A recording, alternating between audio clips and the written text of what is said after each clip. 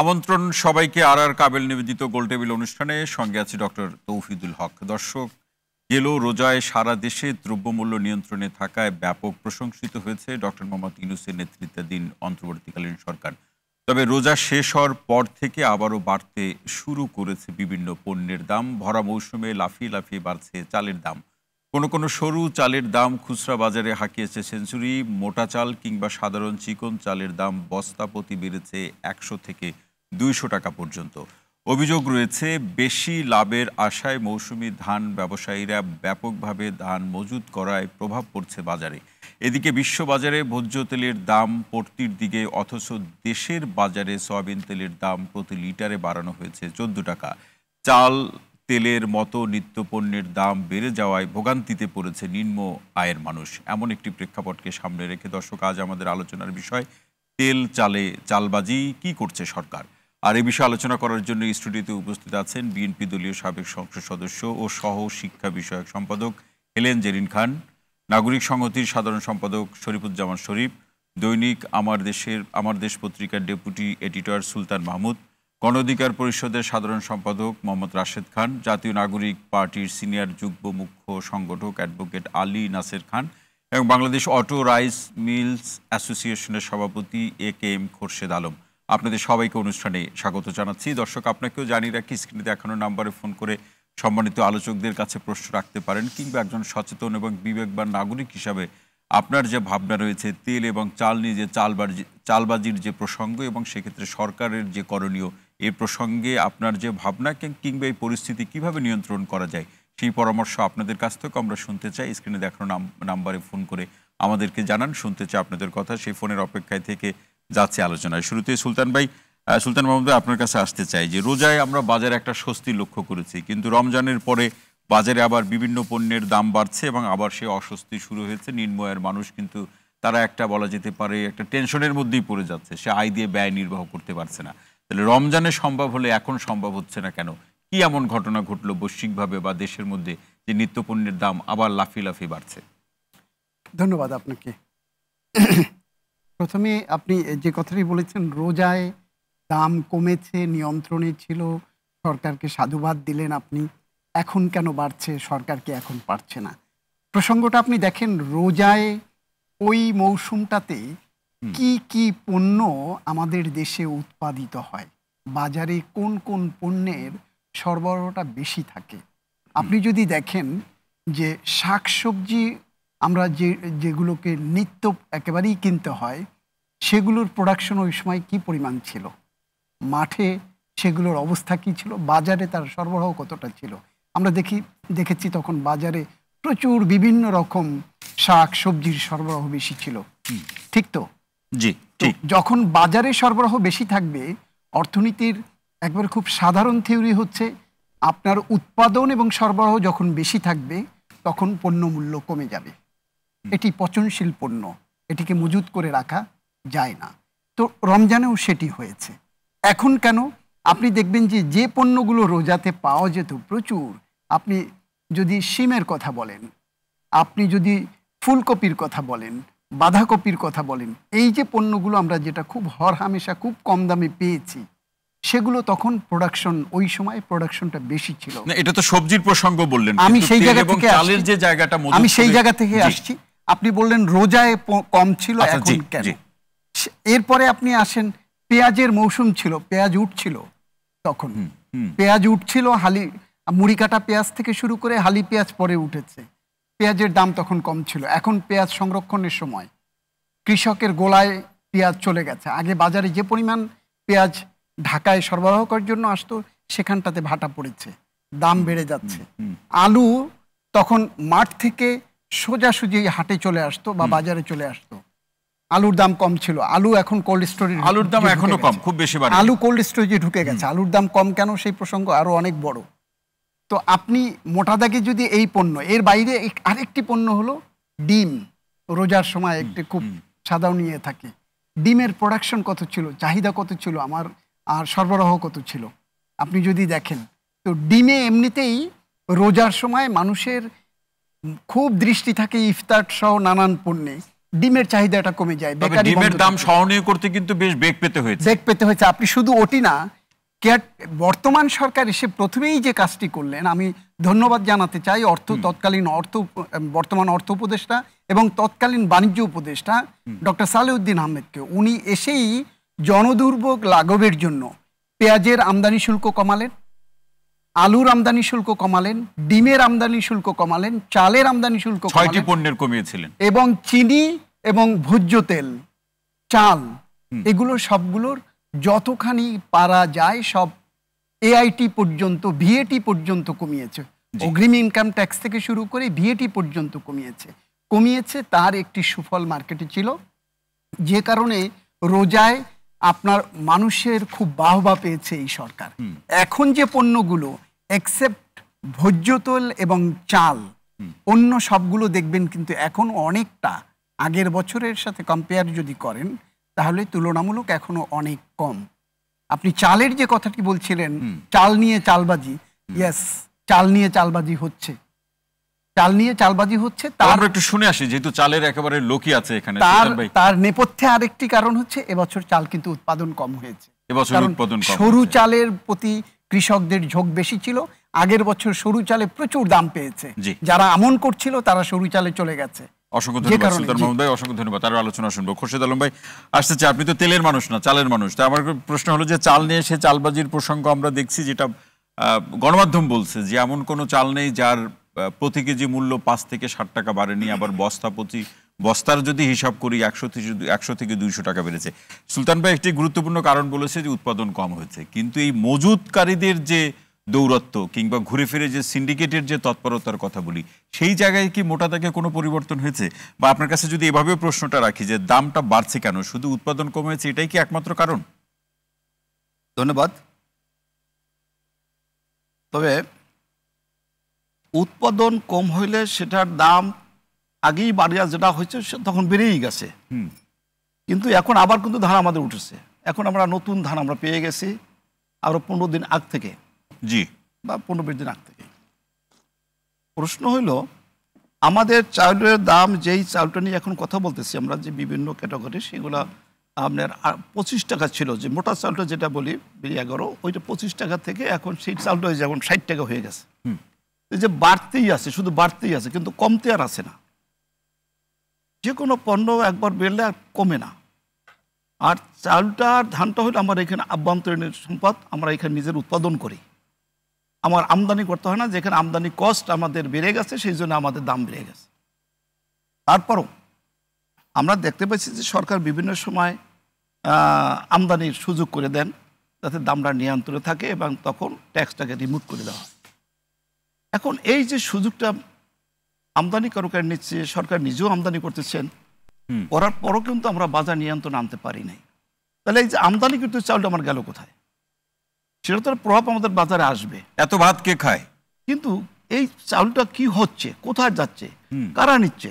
তাহলে আমার মনে হইতেছে যে আমাদের যে পরিসংখ্যান যে আমরা করতেছি, আমাদের 16 কোটি মানুষ বলি বা 18 কোটি বলি, তাহলে কি মানুষ কি 22 কোটি হইল কিনা?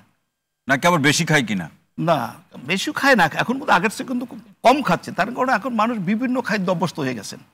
আগে তো শুধু ভাতের উপর নির্ভরশীল, গ্রামের লোকের ভাত খেতে, এখন মানুষ কিন্তু গ্রামে ভাত খায় না। সকালবেলা তারা ওই রাস্তার পাশে এখন রেস্টুরেন্ট হয়ে গেছে, দোকান হয়ে গেছে, সেখানে যা মুড়ি চা খাইয়ে চলে আসে।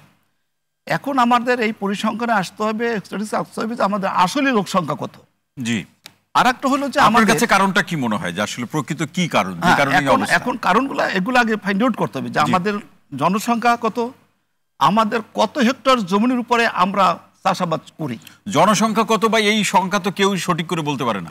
কেউ 18 কোটি, কেউ 16 কোটি। না, এটা বলা হবে না, সরকার তো একটা আদমশুমারি করে। হ্যাঁ, সেইখানে আমরা যে করার পরে আমাদের সংখ্যা আমরা জানতে হবে, তাহলে তো আমরা বুঝতে পারবো আমাদের যে খাদ্য মজুদ আছে বা যেই পরিমাণ খাদ্য আমরা উৎপাদন করি তাতে আমাদের সার্ভাইভ করতে পারবো কিনা। যদি না পারি তাহলে কি করতে হবে? আমাদের আমদানি করে মজুদ করতে হবে। জি। এখন সঠিক সময় আমরা সেটাও করি না। আমরা কখন আমদানির জন্য অনুমতি দেই? যখন বিশ্ব বাজারে যখন ডলার দাম বেড়ে যায়, চালের দাম বেড়ে যায়, সেই সময় আমরা অনুমতি দিই, ঠিক আছে এখন চাল আমদানি কর। বর্তমানের যে ঘটনা ঘটছে, একই কথা বারবার বর্তমান হচ্ছে, যারা আমার টকশো বারবার দেখেন শোনেন তারা বলবে যে এই লোকটা একই কথা বারবার বলে, কিন্তু এর কথার বাহিরে কিছু নাইও আমার কাছে, নতুন কিছু নাই। আপনি দেখেন ভাইয়া সুন্দর কথা বলছেন যে সবজির দাম, জিনিসপত্রের দাম, রোজার এত সুন্দর রোজার আমি আর কোনোদিন করি নাই। এই বছরের মতো এত দাম প্রত্যেকটা জিনিস নিয়ন্ত্রণে ছিল। আলহামদুলিল্লাহ, আল্লাহর কাছে শুকরিয়া এবং ধন্যবাদ বর্তমান সরকারকে। এরপরে হঠাৎ করে এখন আমরা দেখেন সম্পূর্ণ জিনিস দাম, যেটার দাম 30 টাকা সেটা এখন 80 টাকা হয়ে গেল। এখানে এটা কারণটা কি, আপনি কি মনে করবেন? জি, আমার চাল যেখানে বাজারে এখন নতুন ধান এসে গেছে সেখানে ধানের দাম বাড়লো কেন? তবে আমি বারবার নাম ধরে বলেছিলাম যে এই দেশে একটা সিন্ডিকেট আছে, এই একটা ব্যবসায়ী শ্রেণীকে তারা ধ্বংস করে দিয়েছেন। এর সাথে জড়িত আছেন ব্যাংকে তো ইন্টারন্যাশনালি না, কিন্তু তাদের দূরদর্শিতার অভাব। কোথায় লোন, ব্যাংকগুলো কোথায় টাকা দিতে হবে, কারে দিতে সেটা না করিয়া টাকা যাদের কাছে টোটাল টাকাটা বিদেশে পাচার হয়ে গেছে, তারা কিন্তু প্রপারলি কাগজপত্র নেয় নাই। আমি একেবারে দায়িত্ব নিয়ে বলতে পারি, তারা এই দেশ থেকে লোন দিছে, যাদেরকে লোন দেওয়া উচিত না তাদেরকে দিচ্ছে, যাদেরকে দেওয়া উচিত তাদেরকে লোন দেয় নাই। ওকে, আলোচনার এই পর্যায়ে আপনি যে সিন্ডিকেট এবং ব্যাংকের যে দূরদর্শিতা, কি হয়েছে এই যে বাজারটা, হ্যাঁ এই যে চালের বাজারটা কয়েকটা লোকের হাতে চলে গেছে, আলোচনাটা এই পর্যায়ে থাক। আমরা বিরতি থেকে ফিরে এসে আমরা শুনবো যে শরীফুজ্জামান শরীফ ভাই, যে বিশ্ববাজারে দাম বাড়লে বাংলাদেশেও দাম বাড়বে, বাংলাদেশ তো আর বিশ্ববাজারের বাইরে না, কিন্তু কথা হচ্ছে যে যখন কমে বিশ্ববাজারে তখন বাংলাদেশে আর কমে না। এখন এই দায় কে নিবে বা এই দায়িত্ব কে নিবে? ভাই আপনাকে ধন্যবাদ, দর্শক শ্রোতাদেরকে ধন্যবাদ, সব আলোচকদেরকে শুভেচ্ছা। ইতিমধ্যেই আমরা কতগুলো তথ্য জেনেছি। আমাদের এখানে বিশ্ববাজারে দাম বাড়লে আমাদের এখানে দাম বাড়ে, বিশ্ববাজারে দাম কমলেও আমাদের এখানে দাম বাড়ে। এর প্রধানতম কারণটা হচ্ছে যে আমাদের ব্যবসায়ীদের অতিরিক্ত মুনাফার যে প্রবণতা। ব্যবসা আপনি করবেন অবশ্যই মুনাফার জন্য করবেন, কিন্তু আমাদের যে স্টেট পলিসি, আমরা মুক্ত বাজারকে প্রমোট করব, কিন্তু আমাদের এই স্টেট পলিসি মুক্ত বাজারটা হলো আমাদের এখানে একটা রাক্ষসে পুঁজিবাদ আপনি এস্টাবলিশ করেছেন। রাষ্ট্র রাক্ষসে পুঁজিবাদকে প্রমোট করে এবং রাষ্ট্রের পলিসির দিক থেকে প্রচুর স্ববিরোধিতা আছে। আপনি খেয়াল করবেন যে আমাদের এখানে বলা হয়, রাজনৈতিক সরকারের সময়ও বলা হয়, অরাজনৈতিক সরকারের সময় বলা হয় যে আমাদের পলিসি হচ্ছে প্রাইভেট সেক্টরকে প্রমোট করা। বাংলাদেশের সব থেকে বড় প্রাইভেট সেক্টর হচ্ছে কৃষি, কিন্তু আমাদের এখানে কৃষির বিকাশ ঘটেছে, কৃষি নানাভাবে বিকশিত হয়েছে। আপনি অসংখ্য উদাহরণ দিতে পারেন। আজ থেকে 40 বছর আগে আমাদের যে জমি ছিল সেই জমির পরিমাণ কমেছে, কৃষি জমি, আমাদের ভোক্তার সংখ্যা বেড়েছে, তারপরে অনেকগুলো জায়গায় আমাদের সফলতা আছে। আমাদের এই কৃষির যে বিকাশ, এই বিকাশটা হয়েছে আমি বলি অভাবের সংসারের কিশোরী কন্যার মতো। আমাদের এখানে কৃষক যে তার ফসল উৎপাদন করে, অভাবের সংসারের কিশোরী কন্যাটি যেমন বড় হয় কিন্তু অনেকটা অবহেলা এবং অনাদরে বড় হয়, আমাদের এখানে কৃষির বিকাশটা হয়েছে অনাদর এবং অবহেলায়। আপনার মনে থাকার কথা, আমাদের একজন শিল্পপতি অথবা একটা ব্যবসায়ী, তিনি যদি পরপর 2 বছর বা 3 বছর কোনো একটা সেক্টরে ব্যবসা করতে গিয়ে মার খান, তিনি আর ওই সেক্টরের দিকে আগান না, শিফট করে চলে যান। কিন্তু আমার দেশের কৃষক, আপনার মনে থাকার কথা, করোনার সময় যে কৃষক গেঞ্জিতে লিখেছিল আর করব না ধান চাষ, দেখি তোরা কি খাস, আপনি খোঁজ নিয়ে দেখেন তার পরের বছরও ওই কৃষক জমিতে গেছে, ওই কৃষক উৎপাদন করেছে। জি, কিন্তু রাষ্ট্রের পলিসির জায়গায় রাষ্ট্র যে কোন শক্তিটাকে প্রমোট করবে, এই জায়গাটি যদি আপনি দেখেন, যখন ধান উৎপাদন করার পর কৃষকের হাতে যখন ধান থাকে তখন ধানের দামটা কম, যখন এই ধানটা অন্যের কাছে চলে যায় তখন এর ধানের দামটা, সেখান থেকেই কারসাজি শুরু। রাইট। আপনি এর কারণটা হচ্ছে আপনার যে পলিসির যে জায়গা, বড় বড় জায়গা, আপনি বড় বড় যে রাইস মিল, তাদের স্বার্থকে যখন প্রমোট করেন তখন তারা এই ধরনের একটা সিন্ডিকেট, তখন ভোক্তার স্বার্থ ক্ষুণ্ণ হয়। অবশ্যই রাষ্ট্র এদের কাছে অসহায় হয়ে পড়ে। বিরতির পর আরো বিস্তারিত শুনবো। অসংখ্য ধন্যবাদ। হেলেন জেরিন খান আপা আসতে চাই। এখন বলা হয় যে কোনো কিছু রাজনীতির বাইরে নয়। বিএনপি সংস্কার, নির্বাচন, সেই প্রসঙ্গগুলো নিয়ে যখন সরকারের সাথে বারবার দেখা করছে, আলাপ করছে, গণমাধ্যমে বলছে, সভা সমাবেশ করছে, তখন এই যে সাধারণ মানুষের যে নিত্য পণ্যের বিষয়গুলো নিয়ে যে রাজনীতি, এই রাজনীতি বিএনপির রাজনীতিতে কতটা আছে? ধন্যবাদ আপনাকে, ধন্যবাদ দর্শক শ্রোতাদেরকে, এবং সহ আলোচক হিসেবে এখানে যারা উপস্থিত হয়েছেন প্রত্যেককেই আমি আমার ব্যক্তিগত পক্ষ থেকে, আমার দলের পক্ষ থেকে শুভেচ্ছা জানাচ্ছি। অত্যন্ত গুরুত্বপূর্ণ বিষয় এটা, বাংলাদেশের আপামর জনসাধারণকে যা, প্রত্যেকটা মানুষকে যে বিষয়গুলা টাচ করে সেই বিষয়টি আজকের আলোচনার টেবিলে এনেছেন। সেই কারণে আপনাদেরকে এবং RTV যারা কলাকুশলী আছে তাদেরকে ধন্যবাদ দিচ্ছি। দেখেন, বিএনপি একটা গণতান্ত্রিক দল, এক জনগণের মানে জনগণের প্রত্যাশা, জনগণের ভালো লাগা মন্দ লাগা সব কিছু চিন্তা করে বিএনপি প্রতিটা সময় প্রতিটা মুহূর্ত তাদের পথগুলো পরিচালিত করে। সেই কারণে বিএনপি যেহেতু জনগণের নন্দিত একটি দল, জনগণকে নিয়েই যখন বিএনপি সবসময় চিন্তা করে, বিএনপির জনগণ যখন ভালো থাকে তখন বিএনপিও মানসিকভাবে কিংবা মানে কি বলবো, অনেকটা বিএনপিও ভালো থাকে, বিএনপির প্রত্যেকটা নেতাকর্মী ভালো থাকে। ঠিক একইভাবে বাংলাদেশের মানুষ যখন খারাপ থাকে বিএনপি ঠিক একইভাবে খারাপ থাকে। তো বাংলাদেশের এই বিষয়টা আমি এখানে উল্লেখ করতে চাই যে এই যে জিনিসপত্রের দাম যে বেড়েছে, এখানে আমি একটু বিস্তারিতভাবে বলতে চাই। সেটা হলো যে দেখেন, এই জিনিসপত্রের দাম বাড়া শুরু হলো কবে থেকে, এই জায়গাটা একটু আমি যেতে চাই।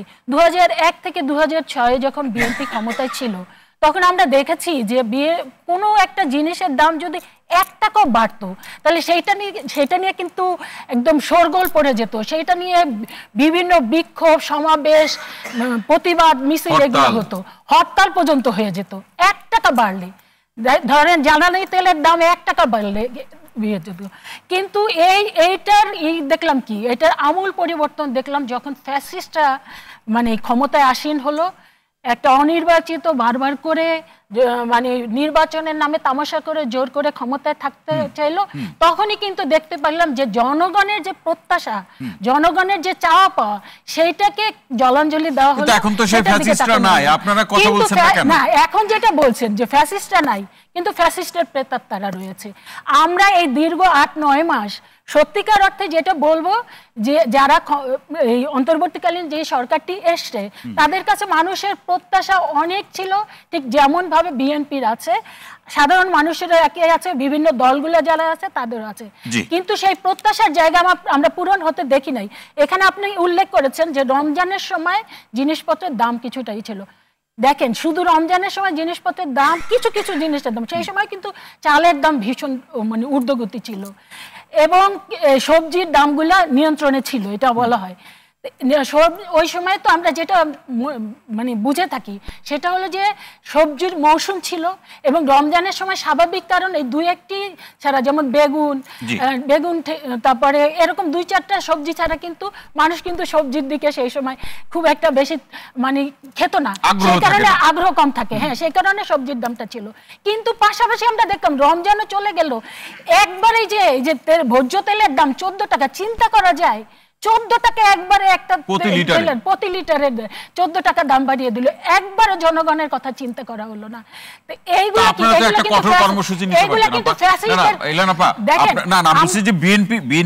বিএনপি একটা তো কঠোর কর্মসূচি নিতে পারতো, যে বিএনপি অবশ্যই হ্যাঁ কঠোর কর্মসূচি নেওয়া দরকার ছিল এবং নির্বাচনের কারণে সেটা বলতে গিয়ে ভুলে গেলেন না। বিএনপি কেন নিচ্ছে না সেটা আপনাদের বলি। বিএনপি অন্তর্বর্তীকালীন সরকারটিকে সর্বাত্মক প্রথমেই তো বলেছে যে এই সরকারটি আমাদের সকলের সমর্থনের একটি সরকার, বিশেষ করে আর কেউ না, ডক্টর ইউনূস মানে তিনি আমাদের সকলের সমর্থনের সরকার।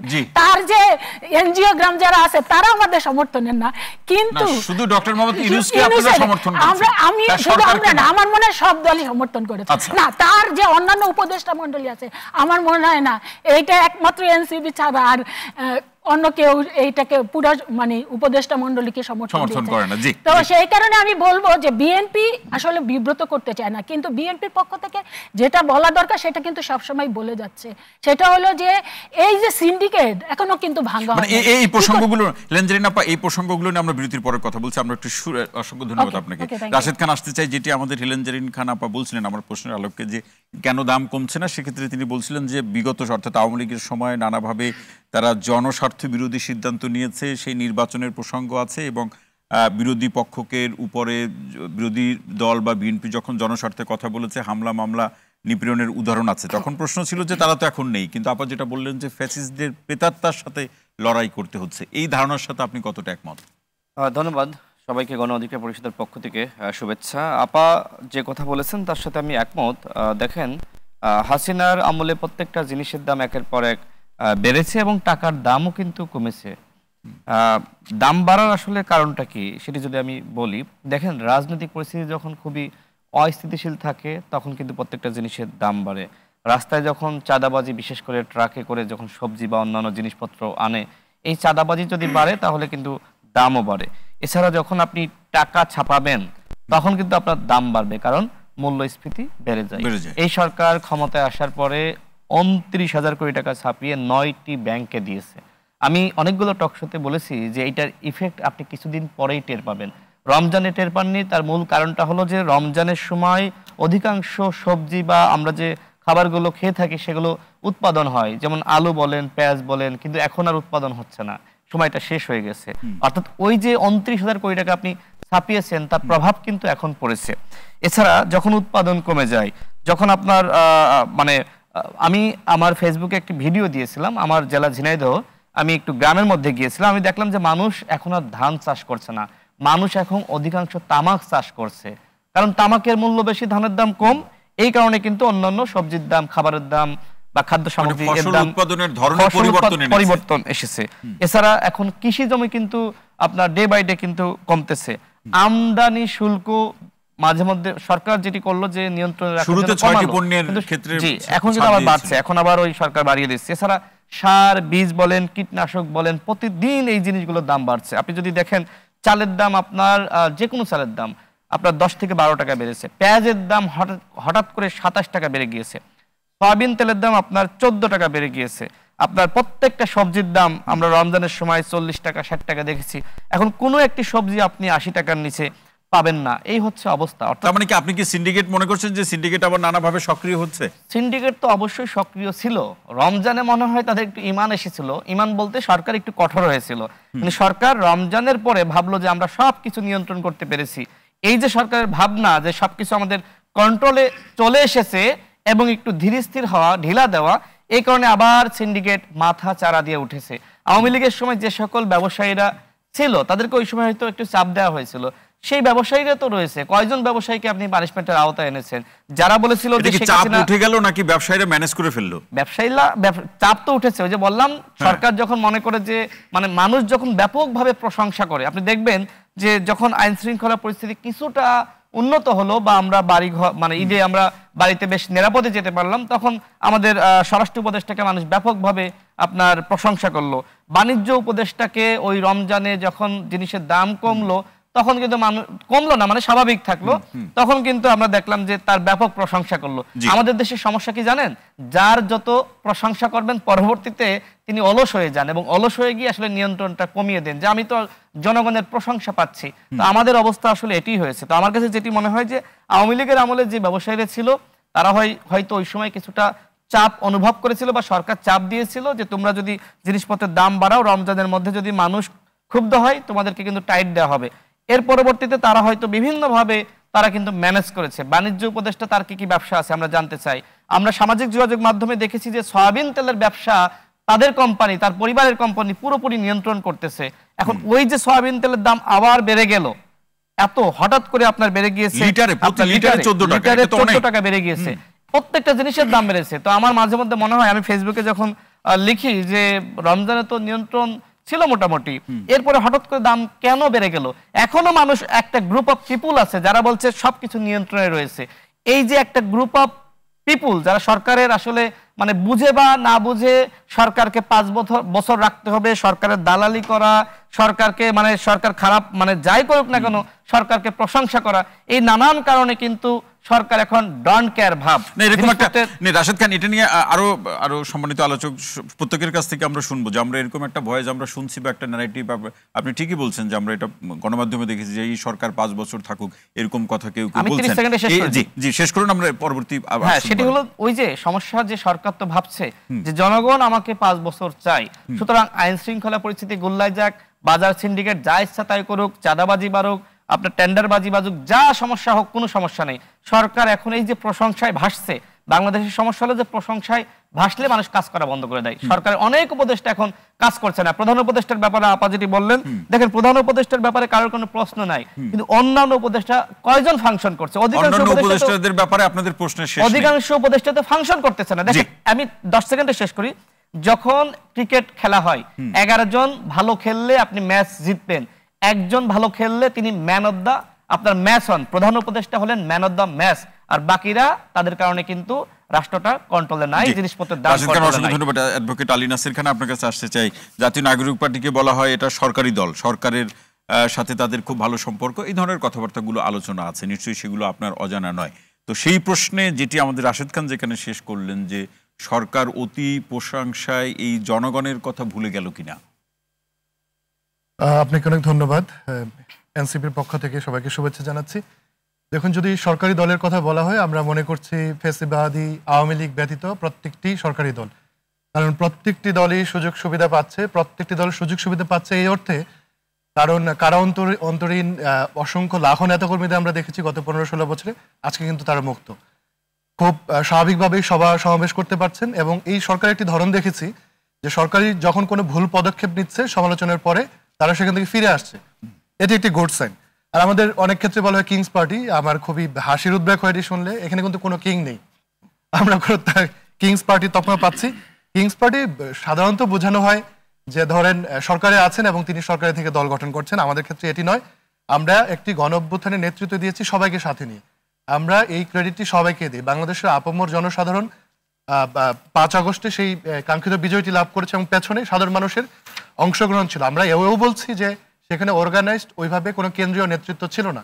তারপরও তরুণ এই রাজনৈতিক দলটি যখন বিকাশমান হচ্ছে, তখন আমরা মনে করছি শুধুমাত্র রাজনৈতিক বিরোধিতার খাতিরে এটি বলা হচ্ছে। আপনারা দেখুন, যখন ফ্যাসিবাদী একটি শক্তির না, সেটি তো রাজনৈতিক আলাপটা আমরা পরে করছি, কিন্তু বাজারে ধারাবাহিকভাবে স্বস্তি মূল্যের ক্ষেত্রে, পণ্যের মূল্যের ক্ষেত্রে ধারাবাহিকভাবে স্বস্তি সরকার আনতে পারছে না কেন? এই জায়গায় ব্যর্থতার কথা দেখেন কিনা? আপনাদের দৃষ্টিতে কোনো ব্যর্থতা? আমরা অবশ্যই দেখছি। দেখুন, সমকালে আজকে একটি রিপোর্ট পড়েছি, রোজা খাতুন, তিনি একজন কৃষকের কন্যা, তার বাবা পেঁয়াজ চাষ করবার জন্য 1.5 লক্ষ টাকা একটি এনজিও থেকে ধার করেছে, তিনি সর্বসাকুল্যে বিক্রি করেছেন 58,000 টাকায়। তো 1.5 লক্ষ টাকা তার উৎপাদনের খরচ, বিক্রি করেছেন 58,000 টাকায়, তিনি কিন্তু আত্মহত্যা করেছেন। তো তিনি আজকে এই কথাটি বলছিলেন ক্ষুদ্র কৃষকের উৎপাদিত ফসলের মূল্য বঞ্চনা শীর্ষক একটি সেমিনারে। তো এই যে কৃষক আত্মহত্যা করছে, আমরা কিন্তু কৃষকের স্বার্থ দেখছি না। বাংলাদেশে প্রান্তিক মানুষ এই কৃষি ব্যবস্থার সাথে জড়িত। যখনই কৃষকের হাত থেকে এই পণ্যটি মজুতদারের হাতে যাচ্ছে, তখনই কিন্তু কৃষক মাঝখানে ফরিয়াদের কারণে বঞ্চিত হচ্ছে, পাশাপাশি দ্রব্যমূল্য বেড়ে যাচ্ছে। রমজানে সরকার একটি নিয়ন্ত্রণে রেখেছেন, বাহবা পেয়েছেন, কিন্তু সরকার তো সারা বছরের জন্য সরকার। আমরা গত ফ্যাসিবাদী আমলের থেকে এখন পার্থক্যটুকু এতটুকু চাই, এই সরকারকে আমরা প্রতিদিনের জন্য রেসপন্সিবল করতে চাই। প্রতিদিনের তাদের কাজের হিসেব আমরা প্রতিদিন আমরা জনগণের পক্ষ থেকে আদায় করতে চাই। দেখুন, একটি কথা আলী নাসির ভাই, সেই জবাবদিহিতার প্রসঙ্গ যদি আপনি নিয়ে আসেন, যেটি আমাদের হেলেন জেরিন খান, কিন্তু তিনি রাজনৈতিক মানুষ, বিএনপির দলীয় সাবেক সংসদ সদস্য, কিন্তু রাজনৈতিকভাবে কথা বলবেন, জনস্বার্থে কথা বলবেন, যে ডক্টর মোহাম্মদ ইউনূসের প্রতি সকল মানুষ বলুন কিংবা সকল রাজনৈতিক দলের একটা সমর্থন আছে, কিন্তু তার অন্যান্য উপদেষ্টাদের ব্যাপারে যথেষ্ট প্রশ্ন আছে, সেটি তিনিও বললেন, আমাদের রাশেদ খানও বললেন। তাহলে সবাই যদি ডক্টর মোহাম্মদ ইউনূসের মতো তার সাথে যদি তাল মিলাতে না পারেন কাজের দিক থেকে, তাহলে তো মানুষের এই যে মানুষের যে প্রত্যাশা, সেটা মানুষ প্রত্যাশা পূরণ হবে না। পণ্যের দাম যেই যারা কারসাজি করেন সিন্ডিকেট, তারা তাদের মতো করে তো বাড়াবেই। তাহলে এখানে কি একটা সংস্কার প্রয়োজন কিনা? সংস্কার অবশ্যই প্রয়োজন। দেখুন, আইন শৃঙ্খলা পরিস্থিতির ক্ষেত্রে সংস্কার মানে কোথায়, আমি কি বলছি, উপদেষ্টা পরিষদে সংস্কার প্রয়োজন। আমরা কিন্তু বারংবার ছাত্র জনতার পক্ষ থেকে তাদেরকে সমালোচনা করছি বিভিন্ন পদক্ষেপ থেকে, আমরা কখনোই সর্বাংশ সমর্থন করছি না। ক্রিয়াশীল রাজনৈতিক সংগঠনগুলো যেই সরে কথা বলছে, আমরা আরো ডেসপারেটলি বলছি। দেখুন, এই সরকারের নেতৃত্ব দিচ্ছেন ডক্টর ইউনূস, কিন্তু এখানে যারা অন্যান্য রেসপন্সিবল উপদেষ্টা রয়েছেন, তারা যদি কাজে ব্যর্থ হন, অবশ্যই সেখানে পরিবর্তন দরকার। শিল্প উপদেষ্টা বলুন বা বাণিজ্য বলুন, অন্যান্য ক্ষেত্রে আমরা অবশ্যই সেটি বলবো। কিন্তু দেখুন, আরেকটি জিনিস খুব উদ্বেগজনক, সেটা আমরা দেখেছি যে গ্যাসের দাম বৃদ্ধি করবার জন্য প্রস্তাব করা হয়েছে, 33% পায়। এখন যেখানে আমরা এফডিআই বা ফরেন ডিরেক্ট ইনভেস্টমেন্টের অবস্থা খুবই খারাপ, এবং এই শিল্প বাণিজ্যে আপনার যে বিনিয়োগের এটি প্রবৃদ্ধিও খুবই খারাপ, ব্যাংকের লোন মানে ইন্টারেস্ট রেট প্রায় 15% ছাড়িয়ে যাচ্ছে, তখন গ্যাসের এই মূল্যবৃদ্ধি আমরা মনে করছি অন্যান্য যে নিত্য প্রয়োজনীয় জিনিস যেটা কমোডিটিস সেখানে বড় ধরনের জ্ঞানস্বরূপে কোনো গণশুনানিও তো বোধহয় হয়নি গ্যাসের দাম বাড়ানোর ক্ষেত্রে। সরকার তো কোনো নিয়ম কানুন মানতে চাইছে না, নিয়ম কানুন মানতে একদিকে চাচ্ছে না। তার জনপ্রিয়তাকে সামনে রেখে এমন কতগুলো সিদ্ধান্ত নিচ্ছে যেগুলো কখনো কখনো প্রতিশোধমূলক মনে হয়। যে আলোচনাটি আমরা শুনছিলাম অ্যাডভোকেট আলী নাসির খান আপনার কাছ থেকে, এবং আপনার আলোচনার সূত্র ধরে শরীফ ভাইয়ের কাছে একটা প্রশ্ন ছিল। শরীফ ভাই যেটি বললেন যে সরকার এই বাজারের প্রশ্নে, নিত্যপণ্যের প্রশ্নে মানুষের যে অধিকার বা সরকারের কাছে যে প্রত্যাশা, সেই জায়গাতে সরকার বুঝে হোক না বুঝে হোক স্ববিরোধী কাজ করছে। আপনারা তো সরকারি দল, সরকারি দল হিসেবে মানে আপনাদের সরকারি দল হিসেবেই সবাই চিনে, তাহলে আপনারা সরকারকে জনগণের পক্ষে কোনো চাপে রাখবেন কিনা বা রাখছেন কিনা? দেখুন, সরকারি দল বলে একটা পলিটিক্যাল রেটরিক, আমি উত্তর আগে দিয়েছি। শরীফ ভাইয়ের কথায় আসি যে সরকার নিয়মকানুন মানছে কিনা। আমাদের অনেক ক্ষেত্রে মনে হচ্ছে যে যতটুকু গণবান্ধব হওয়া প্রয়োজন ছিল ততটুকু গণবান্ধব না। অনেকে এটাকে এনজিওগ্রাম বলছে, অনেকে বলছে যে তাদের ওইভাবে রাজনীতি করা বা রাজনৈতিক সংশ্লিষ্টতা ছিল না, এটাও একটা বড় ব্যাপার। চট্টগ্রামের সরকার নানা ধরনের আলাপ রয়েছে, কিন্তু আমরা মূল আলাপে যাই। দেখুন, গণশুনানির কথা একটি এসছে। আপনি যখন মন্ত্রণালয়ে বা বিশেষ কোনো দপ্তর থেকে সিদ্ধান্ত নেবেন যার সাথে মৌলিক অধিকার জড়িত এবং অন্যান্য বিষয় জড়িত, সেক্ষেত্রে আপনি স্টেক হোল্ডারদের থেকে শুনবেন। তো এই প্রসঙ্গে আমি একটু বলে নেই, যেমন সংস্কার কমিশন, নারী বিষয়ক যে সংস্কার কমিশন বা স্থানীয় সরকারের বা অন্যান্য সংস্কার কমিশনে, তো প্রত্যেক ক্ষেত্রে মনে হয়েছে সেখানে জনগণ কোথায়। প্রত্যেক রাজনৈতিক দলের সাথে মত বিনিময় হয়েছে, সিভিল সোসাইটি মেম্বারসদের কারোর সাথে আলাপ হয়েছে, কিন্তু সাধারণ যে মানুষ, ধরুন একজন পেশাজীবী আন্দোলনে যোগদান করেছে, একজন ক্ষুদ্র কৃষি উদ্যোক্তা সেখানে অংশগ্রহণ করেছে, একজন বিদেশ ফেরত মানুষ সেখানে অংশগ্রহণ করেছে, মোটর শ্রমিক অংশগ্রহণ করেছে, আমরা কি ওই জায়গায় কি কোনো রিপ্রেজেন্টেশন দেখেছি?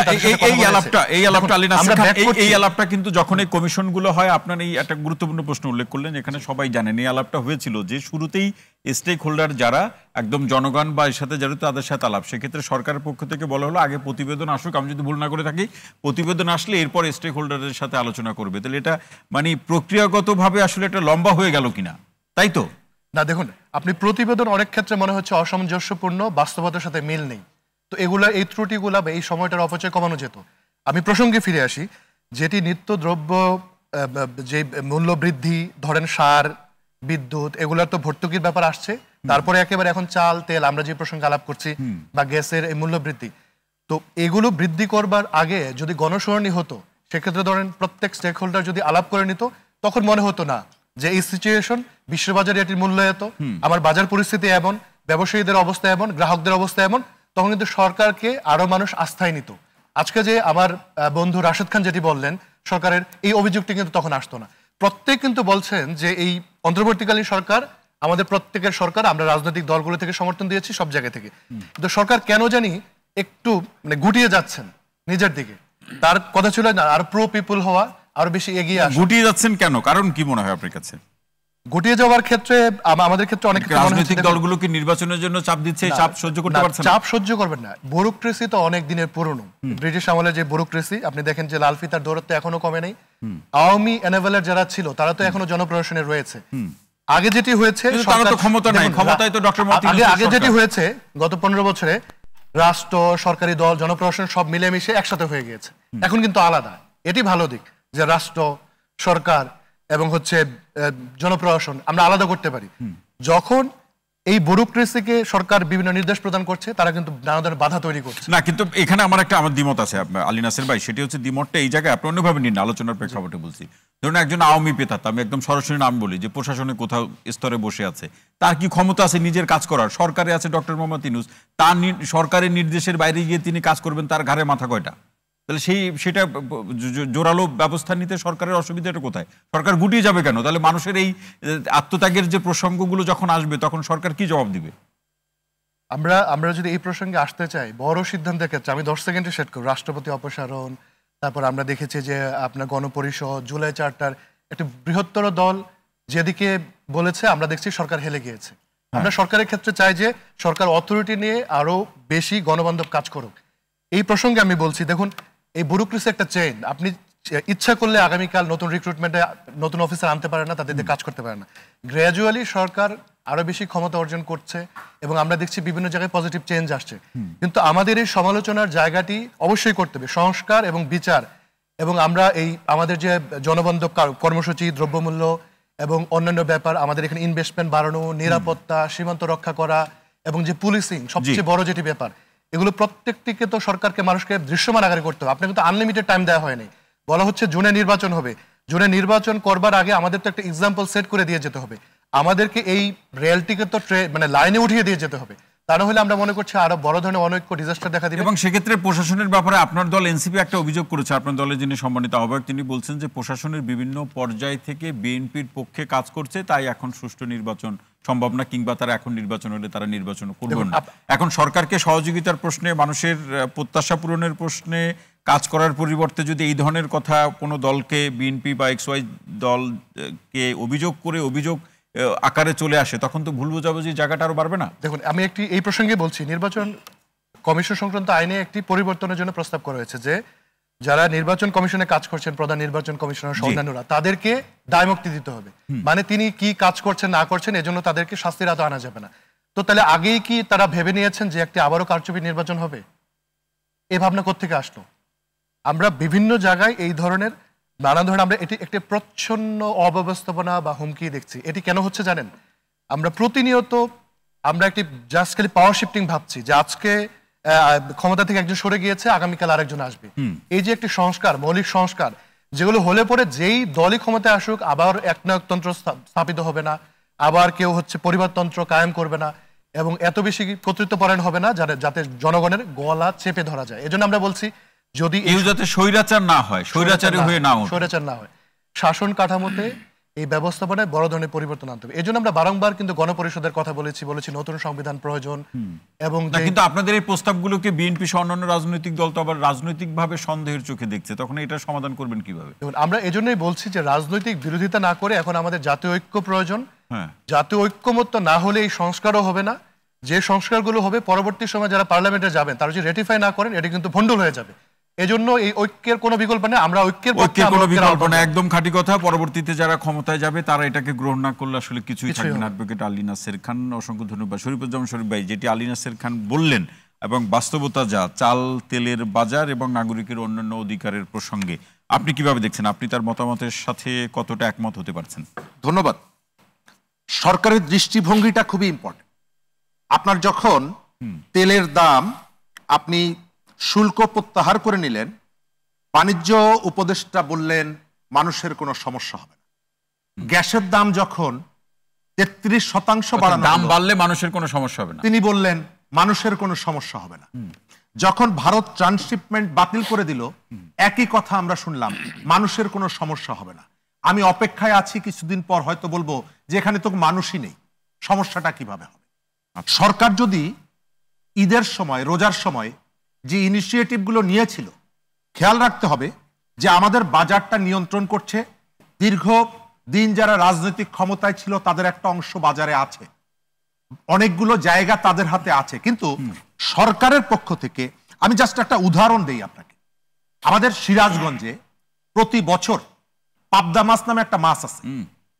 সিরাজগঞ্জে বছরের সেখানের জেলেরা 8 মেট্রিক টন পাবদা মাছ উৎপাদন করে। পাবদা মাছ কিন্তু বাজারে খুব একটা জনপ্রিয় না। এই মাছটা তারা রপ্তানি করে ভারত এবং নেপালে। গত 5ই আগস্টের পর থেকে এই পাবদা মাছ রপ্তানিটা বন্ধ হয়ে আছে কতগুলো সরকারি সিদ্ধান্তের কারণে। এই অনুষ্ঠানটি যদি সরকারি লোকজন দেখেন, আমি অনুরোধ করব তারা কতগুলো ইনিশিয়েটিভ নেবেন। এই যে জেলে যারা, তাদের জীবনের পরিবর্তনটাকে আমি সংস্কার মনে করি।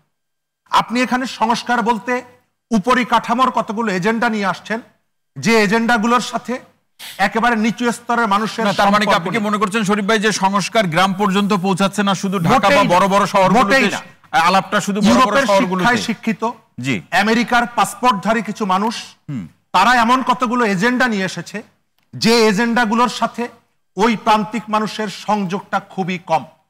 এই যে জেলের কথা বললাম, এই জেলের জীবনে যে কতগুলো উদ্যোগ আপনার থাকা দরকার। ঢাকা শহরে বাস ভাড়া হচ্ছে 2 টাকা 40 পয়সা পার কিলোমিটার। শাহজাহান খান এবং সেই সময়ের আওয়ামী লীগের পরিবহন মালিক নেতারা তারা সিদ্ধান্ত নিলেন বাসে পা দেওয়া মাত্র আপনাকে 10 টাকা দিতে হবে। আপনি 1 কিলোমিটার যান বা না যান, আচ্ছা, সরকার যদি সিদ্ধান্তটা নিত যে যেহেতু 2 টাকা 40 পয়সা আমি এই ভাড়াটা কার্যকর করব, সরকার চাইলে কি এটি পারতো না? অবশ্যই পারত। তো এই জিনিসটাকে আপনার কেন সংস্কার মনে হয় না? আমি পল্লী বিদ্যুতের একটা মিটার কেনার পর প্রতি মাসে আমাকে যে ভাড়াটা আবার দিতে হচ্ছে, আমি কিনে নিয়ে আসলাম একটা মিটার, তারপরে প্রতি মাসে আমাকে ভাড়া দিতে হবে কেন? এই যে সিদ্ধান্তটা, এই যে নির্যাতন থেকে এই কৃষককে যদি আপনি বা এই পল্লী বিদ্যুতের মিটার গ্রাহককে আপনি যদি এই যন্ত্রণা থেকে মুক্তি দিতেন, এটাকে আপনার কাছে কেন সংস্কার মনে হয় না? দৃষ্টিভঙ্গির কারণে আমরা মনে করি আমাদের সোসাইটিতে অনেকগুলো সেকশনের মানুষ আছে। আমার দৃষ্টিভঙ্গিটা হচ্ছে ওই বিশ্ববিদ্যালয়ের শিক্ষক, ওই সুপ্রিম কোর্টের অ্যাডভোকেট, তাদের যে ইস্যুগুলো আছে, অথচ এই পরিবর্তনের ক্ষেত্রে এই যে সাধারণ মানুষের যে কন্ট্রিবিউশন, এই কন্ট্রিবিউশনটাকে আমরা এখনো রিকগনাইজ করছি না। যে রিক্সাওয়ালা ওই যে প্রেস ক্লাবের সামনে দাঁড়িয়ে স্যালুট দিয়েছিল, আপনার চিন্তার মধ্যে সেই রিক্সাওয়ালা নেই। আপনি এখানে যে ইস্যুগুলো নিয়ে এসেছেন, সরকারের চিন্তায় আছে কারা? সরকারের চিন্তা আছে বড়লোক, সরকারের চিন্তা আছে বিশ্ববিদ্যালয় স্টাডি সার্কেলের যে এজেন্ডাগুলো আলোচনায় আসে। আমি আপনাকে উদাহরণ হিসাবে বললাম যে ঢাকা শহরে 1 কিলোমিটার বাস ভাড়া 2 টাকা 40 পয়সা, কিন্তু আমাকে মিনিমাম 10 টাকা দিতে হয়। এই সিদ্ধান্তটা সরকার শুধুমাত্র বাস মালিকদেরকে ডেকে এনে আধা ঘন্টার যদি একটা মিটিং করে এবং নির্দেশ দেয়, আমি তো মনে করি যে এখানে বড় বড় রাজনৈতিক দল তারা কোণঠাসা হয়ে পড়েছে। বাস মালিকরা সরকারের এই নির্দেশ মানবে না, এই বিশ্বাসটুকু আমার নেই। আপনি কেন করছেন না? আপনার ফিলোসফিটা হচ্ছে বড় বড় জায়গাকে আপনাকে প্রমোট করতে হবে, ধনীদেরকে আপনার প্রমোট করতে হবে, প্রান্তিক লেভেলের যারা আছেন তাদের ধার কাছে যাওয়ার দরকার নেই। সরকারি দল এবং বিরোধী দল, কিন্তু গণঅভ্যুত্থানে তো অংশগ্রহণ ছিল ছাত্র, শ্রমিক, জনতার। বড় লোকরা ছিল কই? রাজনৈতিক দলগুলোর অংশগ্রহণ ছিল, এই বড় লোকরা কোথায় ছিল? ছিল না। বরং যে ব্যবসায়ীরা 5ই আগস্টের আগে শেখ হাসিনার উপস্থিতিতে যে মিটিংগুলো করেছে, সরকারকে সহযোগিতা করতে হবে, তাদের অনেককেই তো দেখি যে সরকারের খুব কাছের লোক, তাদের মিডিয়াগুলোতে দেখি সরকারের কথা বলে। আপনি এই জায়গাটায় বিভিন্ন সময় গণ অভ্যুত্থান অথবা পরিবর্তনে যারা জীবন উৎসর্গ করে, তাদের ইতিহাসে তাদের জায়গা হয় না। এখন পর্যন্ত আপনি দেখছেন সরকারের এই সিদ্ধান্তগুলোর কারণে আমাদের বিভিন্ন জায়গায় সমস্যাগুলো আমরা ফেস করছি। সরকার যদি ঈদের সময় কতগুলো ইনিশিয়েটিভ নিয়ে বাজার নিয়ন্ত্রণ করতে পারে, সরকার এখন কেন পারে? আমরা যেটা দেখতে পাচ্ছি, রাজনৈতিক বিষয়গুলোতে সরকার যতটা সেন্সিটিভ। আমি শেষ করে দেব একটা জায়গায়। আপনার মনে আছে ডিসি নিয়োগ নিয়ে যথেষ্ট আলোচনা হয়েছিল, দুর্নীতি নিয়ে, এবং দুর্নীতির প্রেক্ষিতে সরকার একটা তদন্ত কমিটি করেছিল। আইন উপদেষ্টাকে কনভেনার করে এখনকার যিনি স্বরাষ্ট্র উপদেষ্টা জাহাঙ্গীর আলম, তিনি এবং নাহিদ ইসলাম, অক্টোবর মাসের 10 তারিখে, এবং বলা হয়েছিল 10 দিনের মধ্যে অর্থাৎ 20 অক্টোবর এই ডিসি নিয়োগের আর্থিক অনিয়মের তদন্ত করে রিপোর্ট প্রকাশ করা হবে। আপনাকে বলে রাখি, এখন পর্যন্ত সরকার সেই রিপোর্ট প্রকাশ করেনি। এনসিপির একজন নেতা এই অভিযোগে অভিযুক্ত হওয়ার কারণে তাকে তার দল ব্যবস্থা নিয়েছে, কিন্তু সরকার কেন ব্যবস্থা নিতে পারলো না? সিদ্ধান্তটা তো সরকারি সিদ্ধান্ত, রাজনৈতিক দল সমালোচনা করবে, নিয়মটা তো তাই।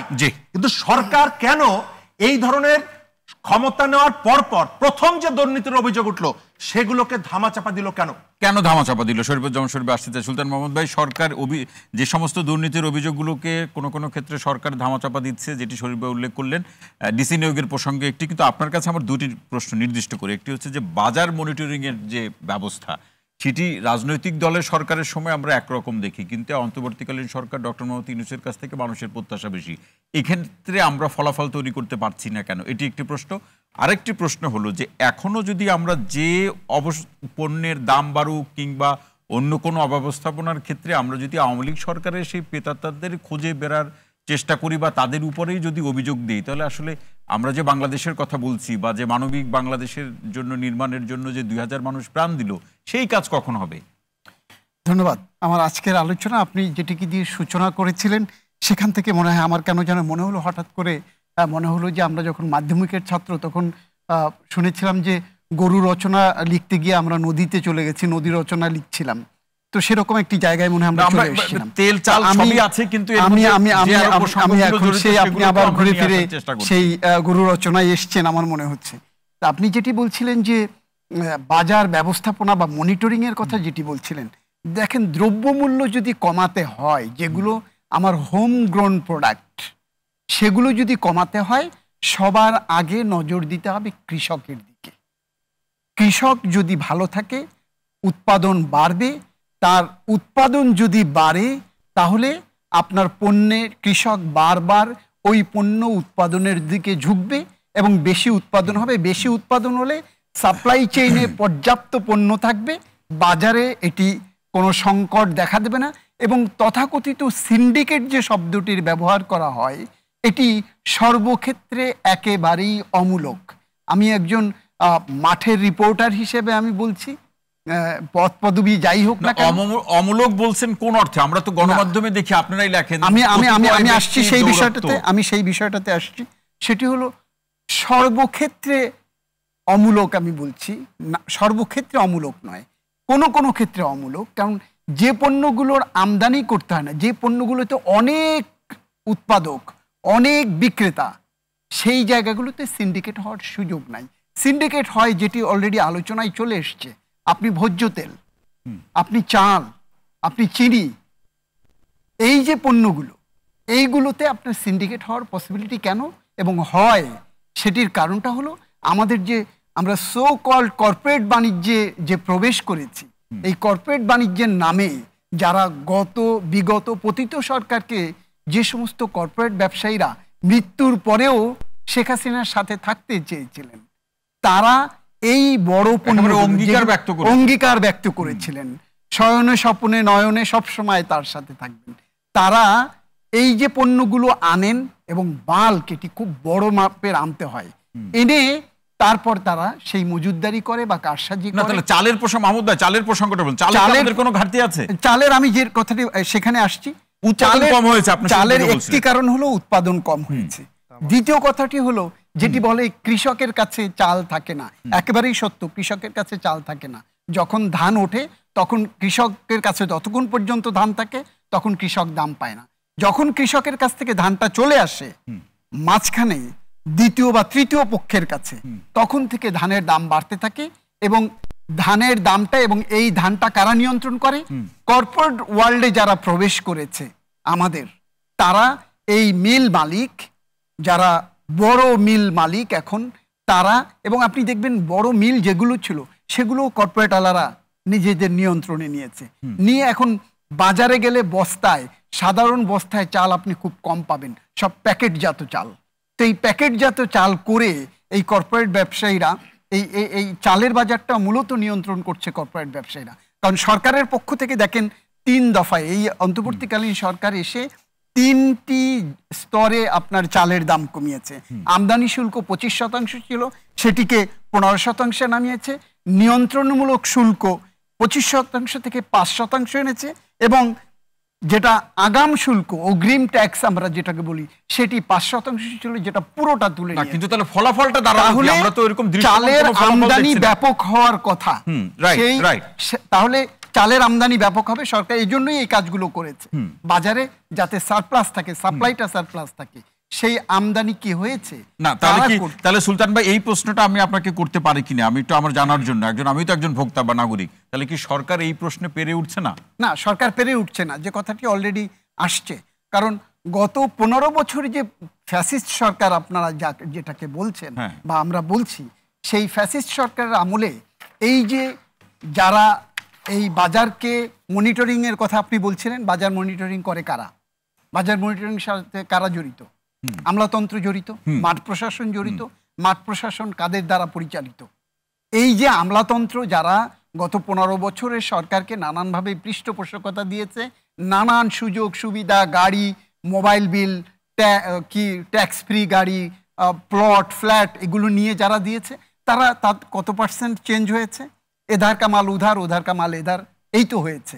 হয়ে কি করেছে এই সরকারকে? যে কথাটা আমি বারবার বলছি, সরকারের যে আন্তরিকতা, সরকারের মানুষের প্রতি যে দায়বদ্ধতা, বা তাদেরকে যে ভালো রাখবার যে প্রচেষ্টা, সেটি সরকারের প্রচেষ্টাটি গিয়ে সঠিক জায়গায় সঠিকভাবে কাজ করছে না।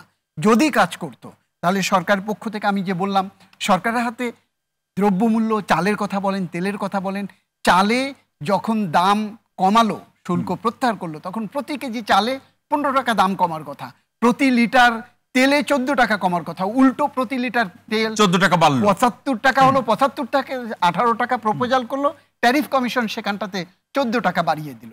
তো এই যে জায়গাটা, এই জায়গাগুলোতে সরকার, আমি মনে হয় যে আমলাতন্ত্রকে, জনগণকে সুবিধা দিতে, যাদেরকে দিয়ে এই সুবিধাটা ইমপ্লিমেন্ট করবে, সেই ইমপ্লিমেন্ট পর্যায়ে বড় ধরনের ঘাটতি আছে। এবং এই সেই ইমপ্লিমেন্টেশনের পর্যায়ে যে মাহমুদ ভাই ঘাটতি দেখছেন, এই জায়গাতে আপনার আলোচনা শুনতে শুনতে আমার একটু মনে হচ্ছিল যে এই প্রশ্নটা আপনার কাছে একটু রাখি, নিশ্চয়ই আপনি অন্যভাবে নেবেন না। সেটি হচ্ছে যে বাংলাদেশে রাজনৈতিক দল যখন ক্ষমতায় থাকে, বিগত সরকারের মন্ত্রীরা যে ভাষায় কিংবা যে প্রক্রিয়ায় কথা বলেছেন, এখন কোনো কোনো উপদেষ্টার বক্তব্য প্রায় একই রকম। তো আমাদের এখানে হলো যে আমরা তো এই অন্তর্বর্তীকালীন সরকার কিংবা তার উপদেষ্টাদের কাছ থেকে সাধারণ মানুষের প্রত্যাশাটা ছিল এরকম, তারা সোজাসুজি কথা বলবেন, যে যাদের কারণে পারছেন না নামগুলো বলবেন, যে এদের কারণে কাজ করা সম্ভব হচ্ছে না, এই পরিস্থিতি। তারাও কিন্তু ঘুরে ফিরে সেই পুরাতন সেই ফর্মুলা অবলম্বন করছে। এখন প্রশ্ন হলো যে বাংলাদেশে অবস্থাটা কি এরকম কিনা, যে কেউ ক্ষমতায় গেলে সে পাল্টে যায়, ব্যাপারটা এরকম না? সে পাল্টে যায়, স্বেচ্ছায় পাল্টে যায়, আমি সেটি বলবো না। আপনি যেটি বলেছেন কিছু মনে করবেন না, মনে করবার কোনো সুযোগ নাই। আপনিও যে আপনি মনে করতে পারেন যে আপনাকে বারবার এত না, কোনো সমস্যা নাই, আপনি প্রশ্ন করবেন, সেটি স্বাভাবিক। যেটা বলছেন পাল্টে যায় কিনা, স্বেচ্ছায় পাল্টে না, বাধ্য হয়ে পাল্টে। কেমনে পাল্টে? যখন একজন আমলা নিচের থেকে একটি ফাইল যখন উপরে ওঠে, প্রপোজাল থাকে, জনগণের, মানুষের উদ্যোগটা নেওয়া হয়, কিন্তু যে মানুষের প্রত্যাশা, মানুষের যে আকাঙ্ক্ষা, মানুষের যে দুর্ভোগ, সেটি লাঘব করবার জন্য ইনিশিয়েট করে একবারে সরকারের এখনকার বর্তমান সরকারের শীর্ষ পর্যায়ে সেটিকে ইনিশিয়েট করে। এবং সেই ইনিশিয়েটটি যখন করা হয়, সেটি টেবিল থেকে ঘুরতে ঘুরতে ঘুরতে এমন একটি জায়গায় এসে, সংশ্লিষ্ট জায়গায় পৌঁছে, তখন নোটগুলো এমনভাবে আসে, তখন আর সেটি ইফেক্টিভ, ফাইলের কালার চেঞ্জ হয়ে যায়। যে কারণে সরকারের, আমি একেবারেই বলবো না যে সরকারের ভিতরে কোনো ঘাটতি নাই। সরকারের যিনি বাণিজ্য উপদেষ্টা, একটি প্রসঙ্গ চলে এসছে, আমি যে বাণিজ্যগুলো করি, আমি যে ব্যবসাগুলোর সাথে সম্পৃক্ত, সেই উপদেষ্টাকে সেই সংশ্লিষ্ট মন্ত্রণালয়গুলো দেয়া হলো। কনফ্লিক্ট অফ ইন্টারেস্ট, তাহলে কনফ্লিক্ট অফ ইন্টারেস্ট, তো সেই জায়গাটাতে আপনি কাকে, বিড়ালের গলায় ঘন্টাটা বাঁধবেটাকে? এই মানুষের দুর্ভোগ লাঘবটা কে করবে? এখন যাকে দায়িত্ব দিয়েছেন, যিনি বলছিলেন যে ট্রান্সশিপমেন্টের ব্যাপারে যখন বললেন, তখন বললেন একরকম কথা, যে আমাদের কোনো সমস্যা হবে না, পরের দিন আপনি বলছেন আমাদের 2000 কোটি টাকার ক্ষতি হয়ে যাবে। তো তাহলে হলোটা কি? এই যে সবিরোধী, এটি হলো বর্তমান সরকারের মধ্যে কিছু কতিপয় উপদেষ্টা, কতিপয় শব্দটি যদিও খুব সুখকর শব্দ নয়, তারপরও বলছি যে কতিপয় উপদেষ্টা সরকারকে, সরকারের যে ইচ্ছা, সদিচ্ছার যে কতিপয় উপদেষ্টা সূক্ষ্ম ভুল করছেন, স্থূল ভুল করছেন, আপনারা যেটা বলেন। সুলতান মাহমুদ, অসংখ্য ধন্যবাদ। তার আলোচনার খোরশেদ ব্যাপারে আপনার কাছে আসতে চাই। প্রথম পর্যায়ে আলোচনায় যেখান থেকে শেষ হলো, আমি কিন্তু লিখে রেখেছি, আপনি সিন্ডিকেটের প্রসঙ্গ বলছিলেন, সুলতান ভাই বললেন যে সিন্ডিকেট সকল ক্ষেত্রে সিন্ডিকেট আছে, এটা তিনি বলছেন না, যে সমস্ত ক্ষেত্রগুলোতে আছে সেটাও তিনি উল্লেখ করেছেন। পাশাপাশি আপনি বলছেন যে ব্যাংকগুলোর একটা দূরদর্শিতার একটা অভাব আছে। এই জায়গা থেকে শুনতে চাই, ব্যাংকগুলো কিভাবে জড়িয়ে পড়লো এই তেল এবং চালের দাম বাড়ার প্রশ্নে? ধন্যবাদ। আপনি দেখবেন আমাদের দেশে কথাগুলো সব চলে আসছে, তারপর আমি রিপিট করব না। বলুন, আপনি বলুন, আপনি হলেন আসল লোক, যে চালের দাম বাড়ে আপনি কিছু বলেন না। চালের দাম বলেন, তেলের দাম বলেন, লবণের দাম বলেন, চিনির দাম বলেন, এই কয়েকটা পণ্য আমরা বলি নিত্য প্রয়োজনীয়, এটা আমাদের না হলেই চলে না। এই জিনিসটা 4 থেকে 5 জন বা 7 জন লোকের হাতে এটা কুক্ষিগত হয়ে আছে। আমি বলতে চাই, ব্যবসাকে যতক্ষণ না পর্যন্ত স্প্রেড করতে না পারবেন, ছড়াইতে না পারবেন, বিকেন্দ্রীকরণ করতে না পারবেন, এই কয়েকটা লোকের হাতে থাকবে, ততদিন এরকম টকশো করিয়ে আমরা আত্মহত্যা করব, কিন্তু আর নিয়ন্ত্রণ আসবে না। এটাই তো সিন্ডিকেট। আর একটা কথা হইল সিন্ডিকেট, এই তো। আর একটা হইল, আমি যখন, আমরা ফ্যাসিস্ট বলেন আর আওয়ামী লীগ সরকার বলেন, জি, অনেকদিন আপনার সাথে ছিলাম, শরীফের সাথে আমরা করছিলাম, তখন আমি বলছিলাম, আমরা বহু কথা বলেছি, আমি বলছি টিপু মুন্সি একজন মজুদ্দার, সে কি করিয়া বাণিজ্য মন্ত্রী হয়? সেখানে তো কনফ্লিক্ট অফ ইন্টারেস্ট। তাহলে একটা মজুদদারা যদি আপনি বানাই দেন, আপনি বাণিজ্য মন্ত্রী, সে তো তার মজুদ করবে, সে তো পণ্যের দাম বাড়াবেই। খাদ্যমন্ত্রী প্রসঙ্গ বলেন না কেন? বিগত সরকারের খাদ্যমন্ত্রীর কথা আমি বলছি, আপনারা শুনছেন। আমি সেই খাদ্যমন্ত্রীর মধ্যে একেবারে ডাইরেক্ট বেকুব বলছি, আহাম্মক বলছি। সরকার ক্ষমতায়, আমি দুদক সম্পর্কে কথা বলছি, আপনার সঞ্চালনায় না, যে এর সঞ্চালনায় বলছিলাম যে দুদক দুর্নীতি দমন করবে, কিন্তু দুধের দুর্নীতি কে দমন করবে? মনে আছে শিল্পে? এই কথাগুলো আমি বলছিলাম, আমার ছোট্ট একটা মানুষ, কিন্তু আমরা দেখলাম। আপনি ছোট্ট মানুষ, আপনি অ্যাসোসিয়েশনের কি সভাপতি? আপনি জি, আপনি নিজেই একটা আন্দোলনে ডাক আমি দেখলাম কি যে চালের দাম বাড়লো, আমরা অংশ নেই। আমি বলতে চাই, এতক্ষণ ফেসিস্ট বলতে বলতে সবার চাপ হয়ে গেছে। জি, তা ফেসিস্ট বিদ্রোহ এগুলো 8 মাস। আপনারা 8 মাসে আমাকে কি দিলেন সেই কন্ট্রিবিউশনটা আমাকে দেখান। বলেন যে তারা এখন প্রত্যাত্মা, এই কথা আওয়ামী লীগও বলতো যে জামাত বিএনপির প্রত্যাত্মা, এগুলো সব নষ্ট করে। আরে তুমি কি করছো? সরকার তো তুমি। শেখ হাসিনাকে উল্লেখ করে বলছেন আপনি সরকার আছেন, আপনার লোকের আছে বলতেছে জামাত বিএনপি, আমরা বলবো জামাত বিএনপি, তা আমরা ধরেন না কেন তাদেরকে? আর এই সরকারকে বলবো যারা এই কথাগুলো বলে যে এই প্রত্যাত্মা এখনো আছে, এই মুখস্থ কথাটা বইয়া লাভ নাই। আপনি কি পারছেন ঘুষ দুর্নীতি বন্ধ করতে? আপনি কি পারছেন জমি দখল বন্ধ করতে? আপনি কি পারছেন চাঁদাবাদী বন্ধ করতে? তাহলে এটা তো সংস্কার বিষয় না। সংস্কার যারা দিচ্ছেন বড় মাতা আল্লাহ, ওরা সংস্কার করুক, ওরা সংবিধান পরিবর্তন করুক, ওরা যা খুশি তা হাই কিছু করুক, নির্বাচন কি কায়দা হবে সেটা করুক। আরে এগুলো তো ওদের হাতে না, এগুলো তো সরকার খোদ আমাদের ইউনূস সাহেবের হাতে। সে যদি মনে করে যে কালকে সকালে, এখন রাত্রে আমার কথা শোনার পর বলবে কাল সকাল থেকে আমি দেখতে ঘুষ দুর্নীতি বন্ধ হয়ে গেছে, থানায় গেলে মানুষ জন্য কোনো টাকা দেওয়া না লাগে, কাস্টমসে গেলে তো মাল ছাড়িয়ে যাচ্ছে। আমি সিয়ানেব এজেন্ট এবং ইম্পোর্টারও ছিলাম। আমরা কি করি? টাকা দিতে হয়, এখনো টাকা দিতে হয়। টাকা মানে আগে দিতাম যেখানে 2000 সেখানে 4000। ঘুষ বাড়ছে, বেশি দিতে হয় কেন? এখন যে আমরা এখন যে একটা নতুন সরকার আছে, ক্ষুধা বেড়েছে তাদের। এখন জানি না কি হয়েছে ভাই, আমরা সর্বক্ষেত্রে। আচ্ছা, আগেও তো টাকা দিয়েই ট্রান্সফার হইতো, পুষ্টিন হইতো। এখন ট্রান্সফার পুষ্টিন নাকি এখন 2-3 গুণ বেশি টাকা দেওয়া লাগে। নতুন মালের দাম বেশি হয়, নতুন সরকার। এখন আপনি দেখেন যে আপনার পণ্যের দাম বাড়বে না, কোন আমদানি করে যে পণ্যটা আপনি যখন ঘুষ দেবেন। আমি এনবিআর চেয়ারম্যানকে বলছিলাম, তখন সুবোধ ভাই ক্যামেরা আছে, ক্যামেরার সামনে আমি বলবো, আপনার কাস্টমসে গেলে আমি বিনা টাকায় মাল ছাড়াইতে পারি না। শুধু পানিও যদি কি ইম্পোর্ট করে সেখানে আমার ঘুষ দিয়ে আনতে হয়। আপনার এত বড় বাজেট নিয়ে আলোচনা ছিল, আমি বলছি এত বড় বাজেট আপনার দরকার নেই, আপনার চেহারা বিষণ্ণ হয়ে গেছে, কেমনে ট্যাক্স আদায় করবেন এত চিন্তা করার দরকার নাই। আপনি খালি সরকারকে বলেন ঘুষ দুর্নীতি বন্ধ করেন, আমি ট্যাক্স উঠাই দেবে, টাকা আমার অপচয় হইতে পারবে না, ঘুষ দুর্নীতি যাইতে পারবে না। তো অর্ধেক বাজেটে আমার দেশ যেই বাজেট করছে, এই অর্ধেক টাকা দিয়ে আমার দেশ সম্পূর্ণ কাজগুলো হয়ে যাবে। আমরা সেই জায়গায় কেউ আসে না। এই কথা কিন্তু বিএনপি একবারও বলে না, আমার ওই আপা একবারও বলে না যে এগুলো বন্ধ করতে হবে, কারণ আমরা ক্ষমতার কাছে আমরাও করবো, আশায় থাকি। আরে এইটাকে বন্ধ করতে আসেন সবাই মিলে, আমরা মাঠে নামি, ঘুষ দুর্নীতি বন্ধ করি, তারপর দেশটা সোনার একটা দেশ হয়ে যাবে। আমরা খালি একজনের সমালোচনা করবো, আমরা কি করতে সেটা আমরা দেখেন। আর এই যে আপনার সিন্ডিকেট বন্ধ করতে হইলে কর্পোরেট ব্যবসায়ীরা চালের ব্যবসা করতে পারবে না, আইন করে না ভাই, এটা বহুতবার বলছি। এখন বলবেন যে ব্যবসা করার অধিকার সবাই আছে, আমি বলি আমার প্রশ্নটা ওই জায়গায় যে উন্মুক্ত বাজার ব্যবস্থা এটা করতে পারবে কিনা, আইন করা কি সম্ভব কিনা? সম্ভব, সম্ভব, সম্ভব। আরে তারা ব্যাংকের মালিক, তারা ইন্স্যুরেন্সের মালিক, তারা মুড়িও বানায়, হাসপাতাল, যত ব্যবসা আছে, লজেস, চকলেট, আনাচুর চকলেট, তারপর চানাচুর সব তারা বানাইবে, সব একটা আজা তাও তারা বানাইবে। তাহলে আমরা যারা আরো যে 3 কোটি মানুষ আছি যারা ব্যবসায়ী, আমরা কি করবো? আমরা ওদের চাকরি করবো? কিনে খাবেন? এখন কিনে আমার টাকা তো লাগবে। আজকে দেশের অবস্থা এরকম কেন? আপনার এইটাকে আইন করতেই হবে, করতেই হবে। আইন সরকারি হোক, আমি হয়তো থাকবো না, কিন্তু এই আইন একদিন হবে যে এই কর্পোরেট ব্যবসায়ীরা তারা এই এসএমই ব্যবসা তারা করতে পারবে না, ক্ষুদ্র ব্যবসা আমাদের তারা করতে পারবে না, এগুলো ডিসেন্ট্রালাইজ হইতেই হবে। এর কোনো বিকল্প নাই, বিকল্প নাই। যদি আপনাকে এই দেশটাকে যদি বাঁচাইতে হয়, সিন্ডিকেটের হাত থেকে যদি বাঁচতে হয়, তাহলে এদেরকে আইন করিয়া এদেরকে এই ব্যবসা থেকে ছড়াই দিতে হবে। জি, খোরশেদ ভাই অসংখ্য ধন্যবাদ। রাশেদ খান, তরুণ প্রজন্মের একজন রাজনীতিবিদ হিসাবে বা গণপরিষদের সাধারণ সম্পাদক হিসেবে আপনি কি মনে করেন এই আইন করা? আমি আরো একটা কথা বলি, বলুন বলুন, ছোট করে জি বলুন। আমাদের বর্তমান বাণিজ্য উপদেষ্টা, জি, তারা হলে বাংলাদেশের মেগা ব্যবসায়ী, তার উপদেষ্টা বানাইলেন বাণিজ্য। কোথায় দিলে ভালো? আরে আপনার কি শিয়ালের কাছে মুরগি বর্গা না, তাহলে কোন মন্ত্রণালয় দিলে ভালো? আরে ওনার কোনো মন্ত্রণালয় দরকার নাই, মন্ত্রণালয় আপনার তার একটা হাসপাতাল আছে, আপনি জানেন? জানি। কোথায় বলেন তো? এই যে ইসে মগবাজার, সেখান দিয়ে আমরা এইখান দিয়ে রাস্তা দিয়ে আসা যায় না, ওইখান দিয়ে ভিতর দিয়ে রিক্সা নিয়ে আইয়া মগবাজার দিয়ে বেরোই আমরা পান্থপতি আসতাম।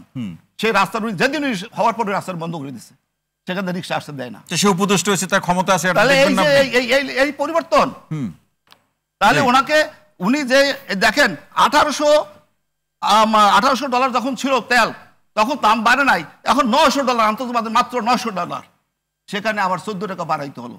এই টাকা জনগণ কেন দিতে চাইবে? এটাই বাংলাদেশ। খোরশেদ ভাই, এটাই বাংলাদেশ। আরো প্রশ্ন আছে আপনার কাছে।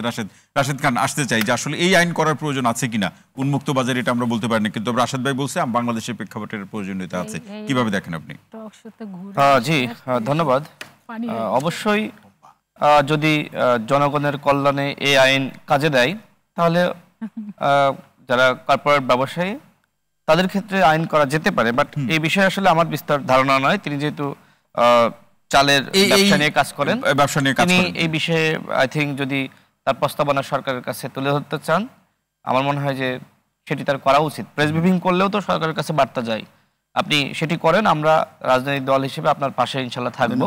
যদি মনে হয় যে আপনার কর্পোরেট ব্যবসায়ীরা চালের ব্যবসা করতে পারবে না, তাহলে আমি মনে করি সে আইন করা যেতে পারে।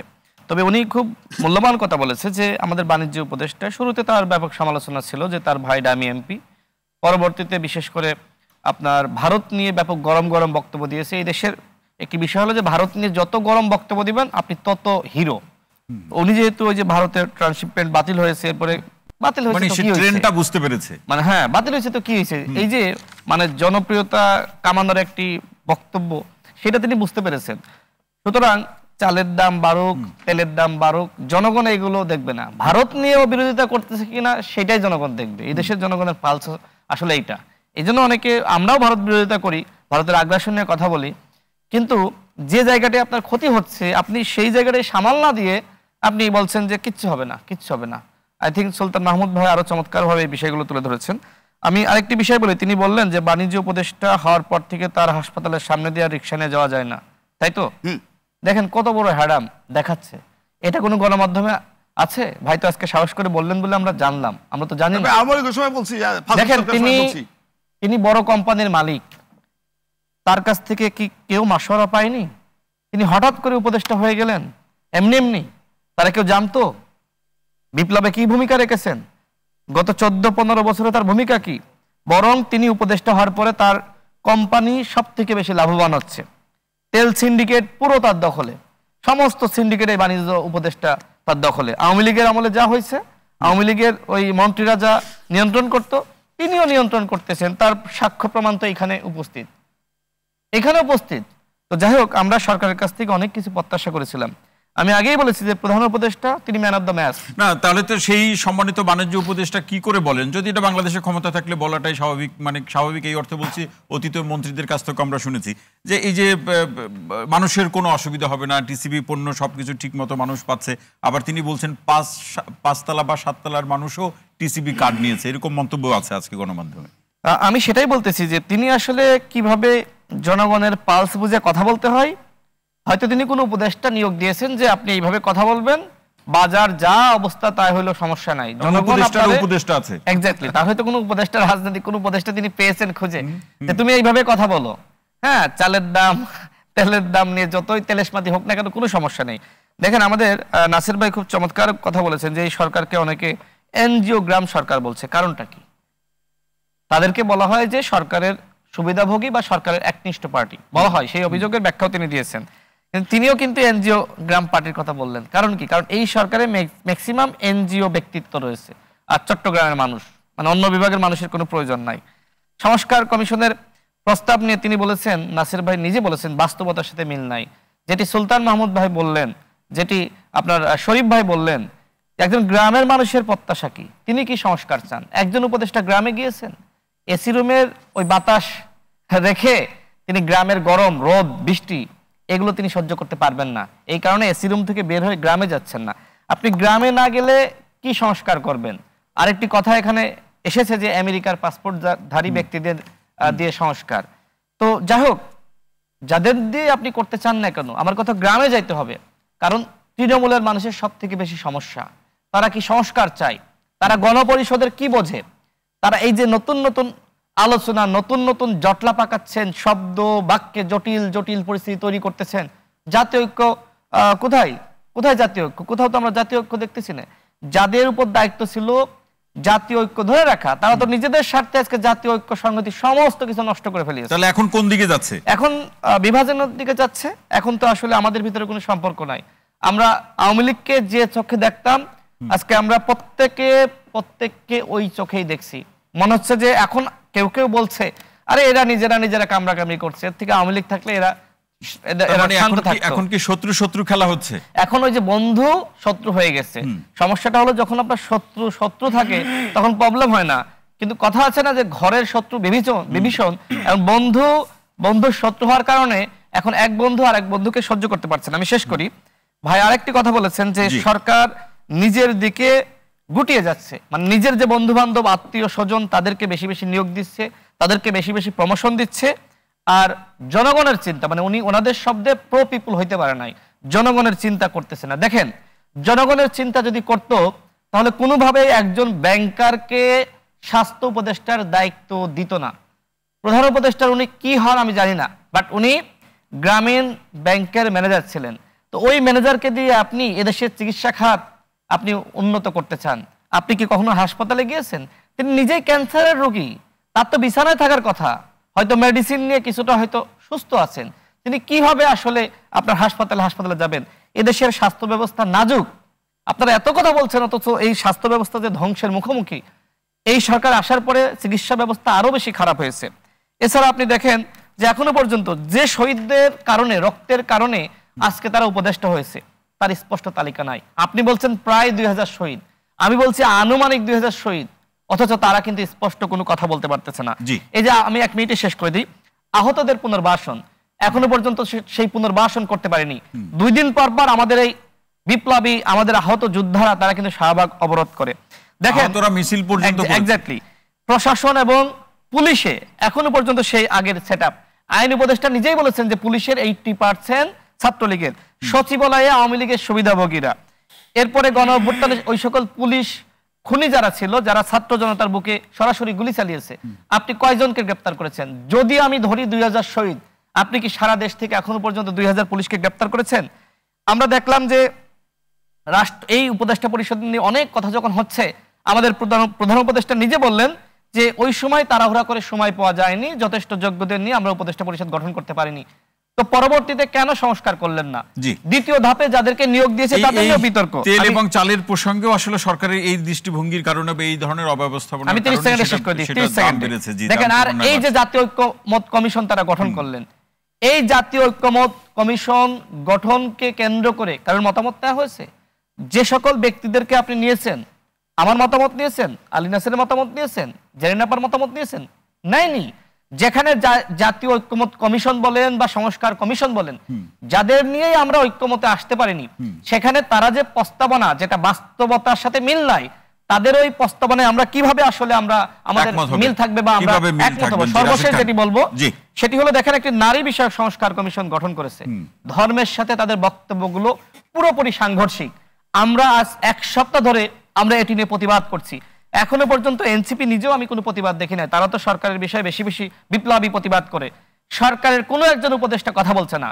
ইতিমধ্যে হেফাজত সহ, জামাত ইসলাম সহ বাংলাদেশের ইসলামী ঘরানার প্রত্যেকটা দল, এমনকি আমরাও আমাদের দলের পক্ষ থেকে প্রতিবাদ জানিয়েছি যে এই নারী কমিশন, যারা অভ্যুত্থানে যে সকল নারীদেরকে আমরা রাস্তায় দেখেছি, তাদের প্রতিনিধিত্ব করে না। কিন্তু এই বিতর্কিত নারী কমিশন এখনো বাতিল করা হয়নি।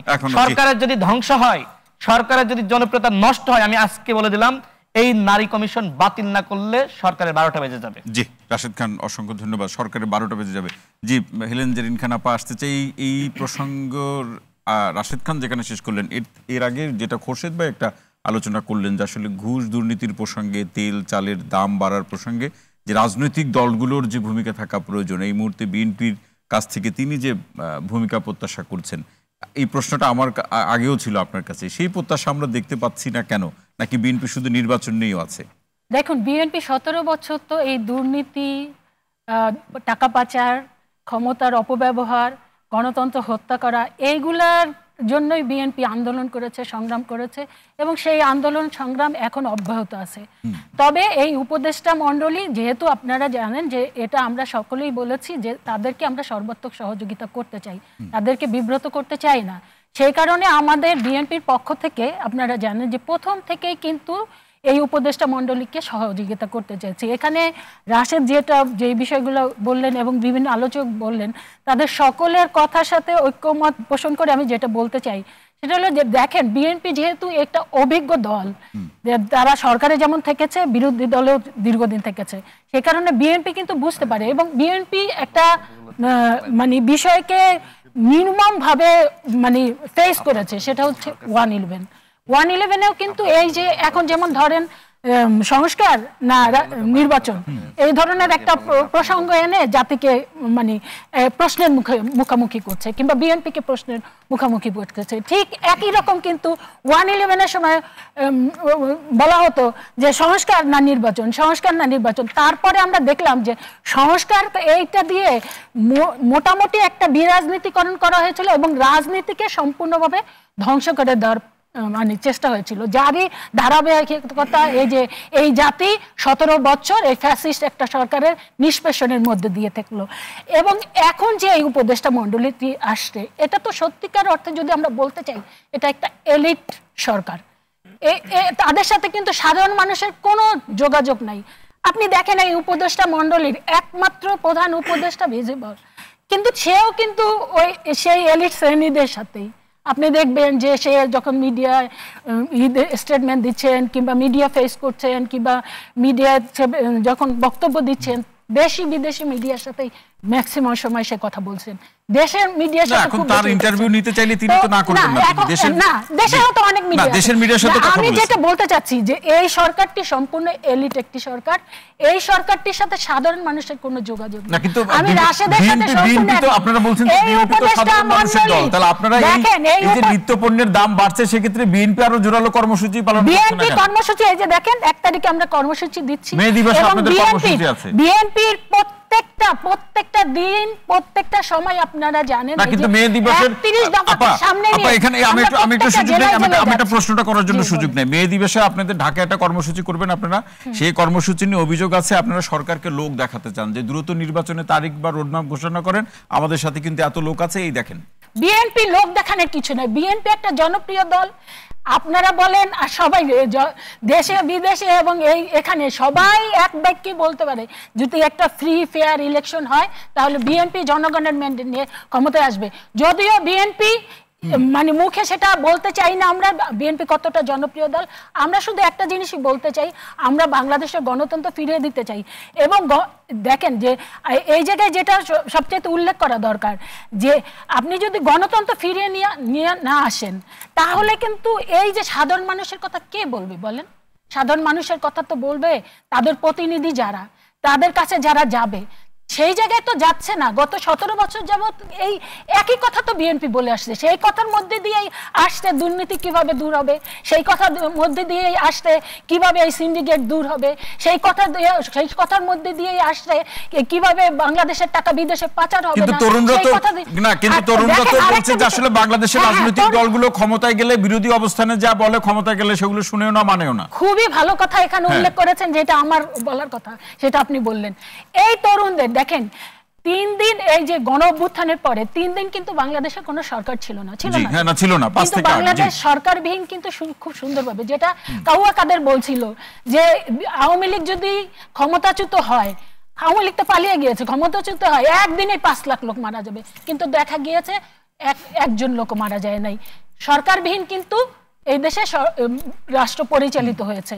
কিন্তু এই সরকারটি আসলো, আমরা দেখলাম, আমি যেটা প্রথমেই বলেছিলাম যে প্রধান উপদেষ্টার প্রতি আমাদের সকলের ম্যান্ডেট আছে, কিন্তু তার এনজিওগ্রাম কিংবা অন্যান্য যেটা সবচেয়ে বেশি আমাদেরকে আহত করেছে, আমরা ছাত্র রাজনীতি করে যারা আসছি আমাদেরকে ভীষণভাবে আমরা বিব্রত হয়েছি, সেটা হলো যে 71 ছাত্ররা কিন্তু বিরাট ভূমিকা পালন করেছে স্বাধীনতা যুদ্ধে।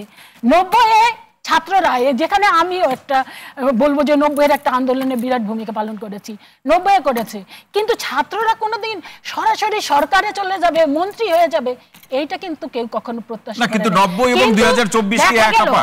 দেখেন কিসের আলাদা বলেন? 90-এ 9 বছর হোসেন মোহাম্মদ ছিল, 90-এ অসংখ্য লোকের জীবন দিয়েছে, 90-এ ছাত্রদের উপরে অনেক অত্যাচার হয়েছে, নির্যাতন হয়েছে।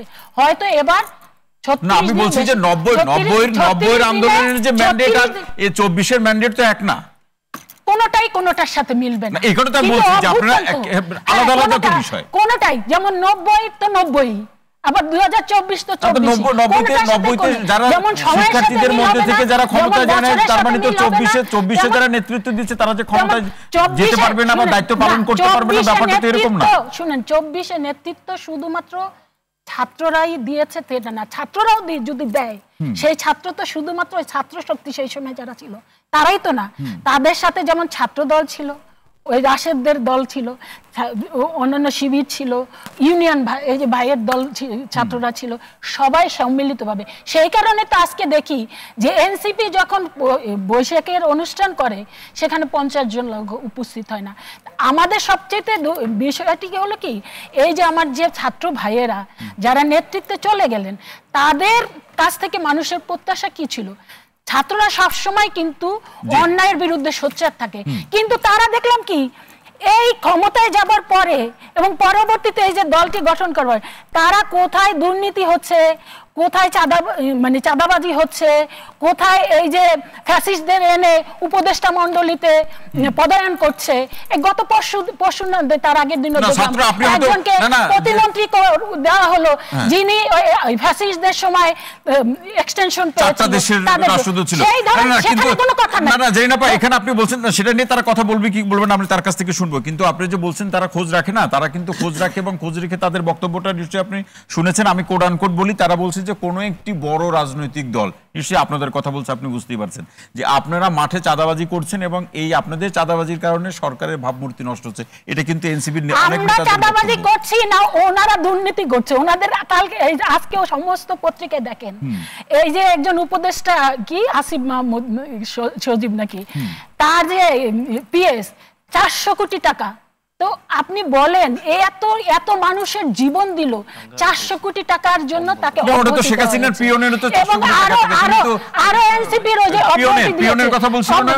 তাইলে কি হলো? এত লোকের কেন জীবন দেওয়া হলো?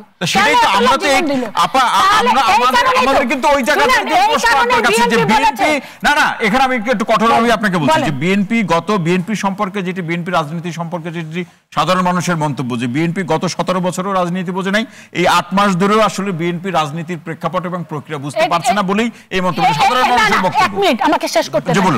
সাধারণ মানুষের মন্তব্য সেটার কি আপনার কি মেজারমেন্ট কি? গণমাধ্যমে বলছে, সোশ্যাল মিডিয়াতে বলছে, সোশ্যাল মিডিয়ার রেফারেন্স তো সাধারণ মানুষের কথা। গণমাধ্যম কি বলে সেটা এই জাতি 17 বছর দেখছে। এখনো গণমাধ্যম কারা সোশ্যাল মিডিয়া না, সোশ্যাল মিডিয়া তো সোশ্যাল মিডিয়ার যে মন্তব্য, সোশ্যাল মিডিয়ার মন্তব্য তো সাধারণ মানুষের মন্তব্য। মেজারমেন্ট হচ্ছে নির্বাচনে ভোট দেন, ভোটে নিয়ে যান। বিএনপি কি করেছে 17 বছর, বিএনপি কি করেছে আর 8 মাস কি করেছে, সেইটা এই নির্বাচন কবে হবে আপনাদের কথা তো সরকার শুনছে না। নির্বাচন কবে হবে আর নির্বাচন কবে আপনাদের কথা কি শুনছে সরকার? আপনাদেরকে বলছে 26 জুনে, সেটাই তো প্রশ্ন যে আপনারা তো বুঝতে পারছেন না। লঙ্কায় সেই রাবণ হয়, যেই যায় ক্ষমতায় সেই ক্ষমতা কুক্ষিগত করতে চায়। এর বিরুদ্ধে বিএনপি আন্দোলন করছে, এর বিরুদ্ধে আন্দোলন করে যাবে সর্বশেষ পর্যন্ত, যতদিন পর্যন্ত বাংলাদেশে গণতন্ত্র ফিরে না আসবে ততদিন পর্যন্ত বিএনপি আন্দোলন অব্যাহত রাখবে। আন্দোলন। অসংখ্য ধন্যবাদ। আপা আসতে চাই অ্যাডভোকেট আলী নাসির খান, যে আবার আন্দোলনের প্রসঙ্গ আপা মনে করে দিলেন। পাশাপাশি সামনেও কিন্তু একটি পবিত্র ঈদ আছে, যেটাকে আমরা কোরবানির ঈদ হিসাবেই জানি সবাই, সেটাই ভাই। এবং এই ঈদের সাথেও কিন্তু কিছু পণ্য বা উপকরণের একটা সম্পর্ক আছে, বিশেষ করে মশলা বা পেঁয়াজ, তেল, এগুলো কিন্তু এখন থেকে দাম বাড়ানোর একটা কারসাজি। পেঁয়াজের দাম বাড়ছে এরকমও আছে, কোথাও কোথাও বেড়ে গেছে, এক এক বাজারে এক এক রকমের দাম। এবং সেক্ষেত্রে আপা যেটি বলছিলেন, আপনিও বললেন যে সমালোচনা করলেন যে সরকার গুটিয়ে নিচ্ছে, ঠিকমতো কাজ করতে পারছে না, কিন্তু ফলাফল যদি মানুষ না পায় তাহলে আসলে সরকারের প্রতি মানুষের যে সমর্থন বা আস্থার জায়গাটাও কতদিন ঠিক থাকবে? আপনি একজন সম্মানিত আইনের অঙ্গনে আছেন, আইন পেশার মানুষ, নিশ্চয়ই আপনিও তো নানা অ্যাঙ্গেল থেকে দেখার চেষ্টা করছেন বা দেখছেন, একটু শুনতে চাই। দেখুন, রমজান কোরবানি ঈদ সামনে, সেটিকে রেখে সরকারের তৎপর হওয়া উচিত। যেভাবে রমজানে হয়েছে সারা বছরই হওয়া উচিত, কারণ প্রতিদিনই আমরা খাই, প্রতিদিন ভাত লাগে, লবণ লাগে, নিত্য প্রয়োজনীয় সবকিছু লাগে। তো এই তৎপরতার সাথে আমি একটু ভূমিকা দিয়ে নিচ্ছি। দেখুন, আমরা ভেবেছিলাম যে এই 24 বাংলাদেশ খাদ্য নিরাপদ হবে। আমরা খাদ্য নিরাপত্তার কথা বলি, যে খাদ্যের আমার বিপুল পরিমাণ উৎপাদন মজুত রয়েছে, আমাদের কোনো খাদ্য ঘাটতি দেখা দিবে না। কিন্তু এই যে খাদ্যে বিষ, সেটা আমরা দেখলাম, এটা বাংলাদেশের একদম চিরায়ত সমস্যা এখনো। এই যে চাল, চিকন চাল, মোটা চাল, চিকন চাল বলতে আলটিমেটলি খুব বেশি চালের জাত নাই, এগুলো এক ধরনের মেশিনের মধ্য দিয়ে চিকন করা হয়। আমরা কি দেখতে পাচ্ছি? ক্যান্সারের পরিমাণ বেড়ে যাচ্ছে, ক্রনিক ডিজিজের পরিমাণ বাড়ছে। আমরা ভবিষ্যৎ প্রজন্মকে কোন দিকে নিয়ে যাচ্ছি? রাশেদ খান যেটি বললেন, স্বাস্থ্যের অব্যবস্থাপনা, এর সাথে কিন্তু এই খাদ্যের নিরাপদ খাদ্যের ব্যাপার রয়েছে। আমাদের মনে এদিকে নজর দেওয়া উচিত। আমরা দেখছি কোথায় কারসাজি হচ্ছে, কোথায় নকল পণ্য হচ্ছে। পাশাপাশি এই খাদ্যকে আমরা নিরাপদ রাখতে পারছি কিনা, এজন্য কিন্তু বিকল্প বা নিরাপদ খাদ্য আন্দোলনের দিকে আমাদের যেতে হবে, আমরা আশা করি। আমি একটি কথা বলে রাখতে চাই, আমি আপনার প্রশ্নের উত্তরে আসবো। যেমন তরুণ উদ্যোক্তাদের এই খাদ্য সরবরাহ বা খাদ্য ব্যবস্থাপনা বা এই বিপণনের সাথে যুক্ত করতে হবে। যে কর্পোরেট দৌরাত্বের কথা বললেন, এর বাইরে এসে আমরা মনে করছি যে তরুণ উদ্যোক্তাদের যুক্ত করা উচিত, এসএমইতে যুক্ত করা উচিত, মধ্যবর্তী ব্যবসা যুক্ত করা উচিত। তাহলে আমরা নতুন একটি শ্রেণী দেখতে পাবো যারা প্রো পিপল হবে, বাংলাদেশের এই বর্তমান যে চাহিদা আমরা প্রতিনিয়ত যেগুলোর কথা বলছি সেগুলো বুঝতে পারবে। এবং দেখেন, কৃষিতে আমরা মনে করছি তরুণদের প্রণোদনা দেওয়া উচিত, তাহলে প্রচুর পরিমাণে আপনার তরুণ উদ্যোক্তা বের হয়ে আসবে। আরেকটি কথা বলতে চাই, খাদ্য না, আপনার একটা বলছিলেন যে তরুণরা দুর্নীতি, এই যে পণ্য মূল্যের দাম বাড়ছে, এটা নিয়ে তরুণরা আরো বেশি সোচ্চার হবে, কিন্তু আপনারা নাকি সোচ্চার না, আপনারাও ওই দিলের এই দুর্নীতির সাথে যুক্ত হয়েছে। আমাদের দলে একটি শৃঙ্খলা কমিটি হয়েছে, আমাদের দলের ভেতরে এবং বাইরে থেকে কেউ যদি অভিযোগ করে, সেই অভিযোগ আমলে নিয়ে আমরা যে আইনানুগ প্রক্রিয়া বা আমাদের যে গণতান্ত্রিক যে প্রক্রিয়া রয়েছে সেদিকে ব্যবস্থা নিব। আপনাদের দলে নাকি আবার নতুন দরবেশের আবির্ভাব হয়েছে। দেখুন, এই দরবেশের ব্যাপারে যখন প্রশ্ন এসছে, আমরা কিন্তু তখনই আমাদের ব্যবস্থা শুরু করেছি। আমি গত 2 মাসের আগে পত্রিকার রিপোর্টে বলবো, প্রায় 1200 মানুষকে বহিষ্কার করা হয়েছে, বিভিন্ন নেতাকর্মী বিএনপির, তাদের বিরুদ্ধে বিভিন্ন চাঁদাবাজি সহ টেম্পু স্ট্যান্ডে যে রাজনীতির কথা বলি, বিএনপিকে সাধুবাদ জানাই, এবং হাজার হাজার চাঁদাবাজ তাদের দলে রয়েছেন, তারা কিন্তু ব্যবস্থা নেন। এটি মানুষের সমাজে আপনার দুর্নীতি বা অপরাধ করার প্রবণতা থাকবে, কিন্তু আপনি এটা স্বচ্ছতার সাথে এটা মোকাবেলা করেন কিনা, ব্যবস্থা নেন কিনা, এটি গুরুত্বপূর্ণ। জি, তো দেখুন, আপনি যে প্রশ্নটি করেছেন, সামনে কোরবানির ঈদ রয়েছে। কোরবানি ঈদে এই যে গরু বেচা কেনা হবে, মানুষ বড় ধরনের বাজার সদাই করবে, এর পরবর্তী সময়ে দেখুন বর্ষাকাল আসবে, বর্ষাকালে নিত্য প্রয়োজনীয় দ্রব্যের দাম আরো বেড়ে যেতে পারে, কারণ ওই সময় সবজির উৎপাদন কম হয়, নানান ধরনের অসুবিধা থাকে। তো আমরা এটাই বলবো যে এই বর্তমান সরকার মানুষের কাছে যাবে, গণশুনানি নির্ভর যদি হয়, মানুষের দুঃখ দুর্দশা বসে। পাশাপাশি আমি বলতে চাই, আমি রাজনৈতিক দলের সদস্য, শুধু আমাদের শুনবেন না, জনগণকে একটু শোনেন, এর সাথে যারা যুক্ত রয়েছে তাদের শুনেন, তাহলে আপনারা আরো বেশি সমর্থন পাবেন। আমাদের মধ্যে আমরাও সেটাই প্রত্যাশা করি, নিশ্চয়ই সেটি সরকারও সেটি বাস্তবায়ন করবে, সেটি সরকারও সেটি মেনে চলবে। যে একেবারে 30 সেকেন্ড আমরা এক লাইনে শেষ করলে জি জি জি জি জি বিজিএফ কার্ড, বা আমরা যদি এই যে খাদ্য নিরাপত্তার কথা বলি, আমরা যে রেশনিং বা ফ্যামিলি কার্ড, এগুলো কেন হচ্ছে না জানেন? ইতিমধ্যে ইউনিয়ন পরিষদ ছাড়া আপনি সমস্ত স্থানে সরকার ভেঙে দিয়েছেন, পৌরসভাতে লোক নাই, আপনার ওয়ার্ড কাউন্সিলের গণ নাই, কাদের মধ্য দিয়ে এগুলো বিতরণ?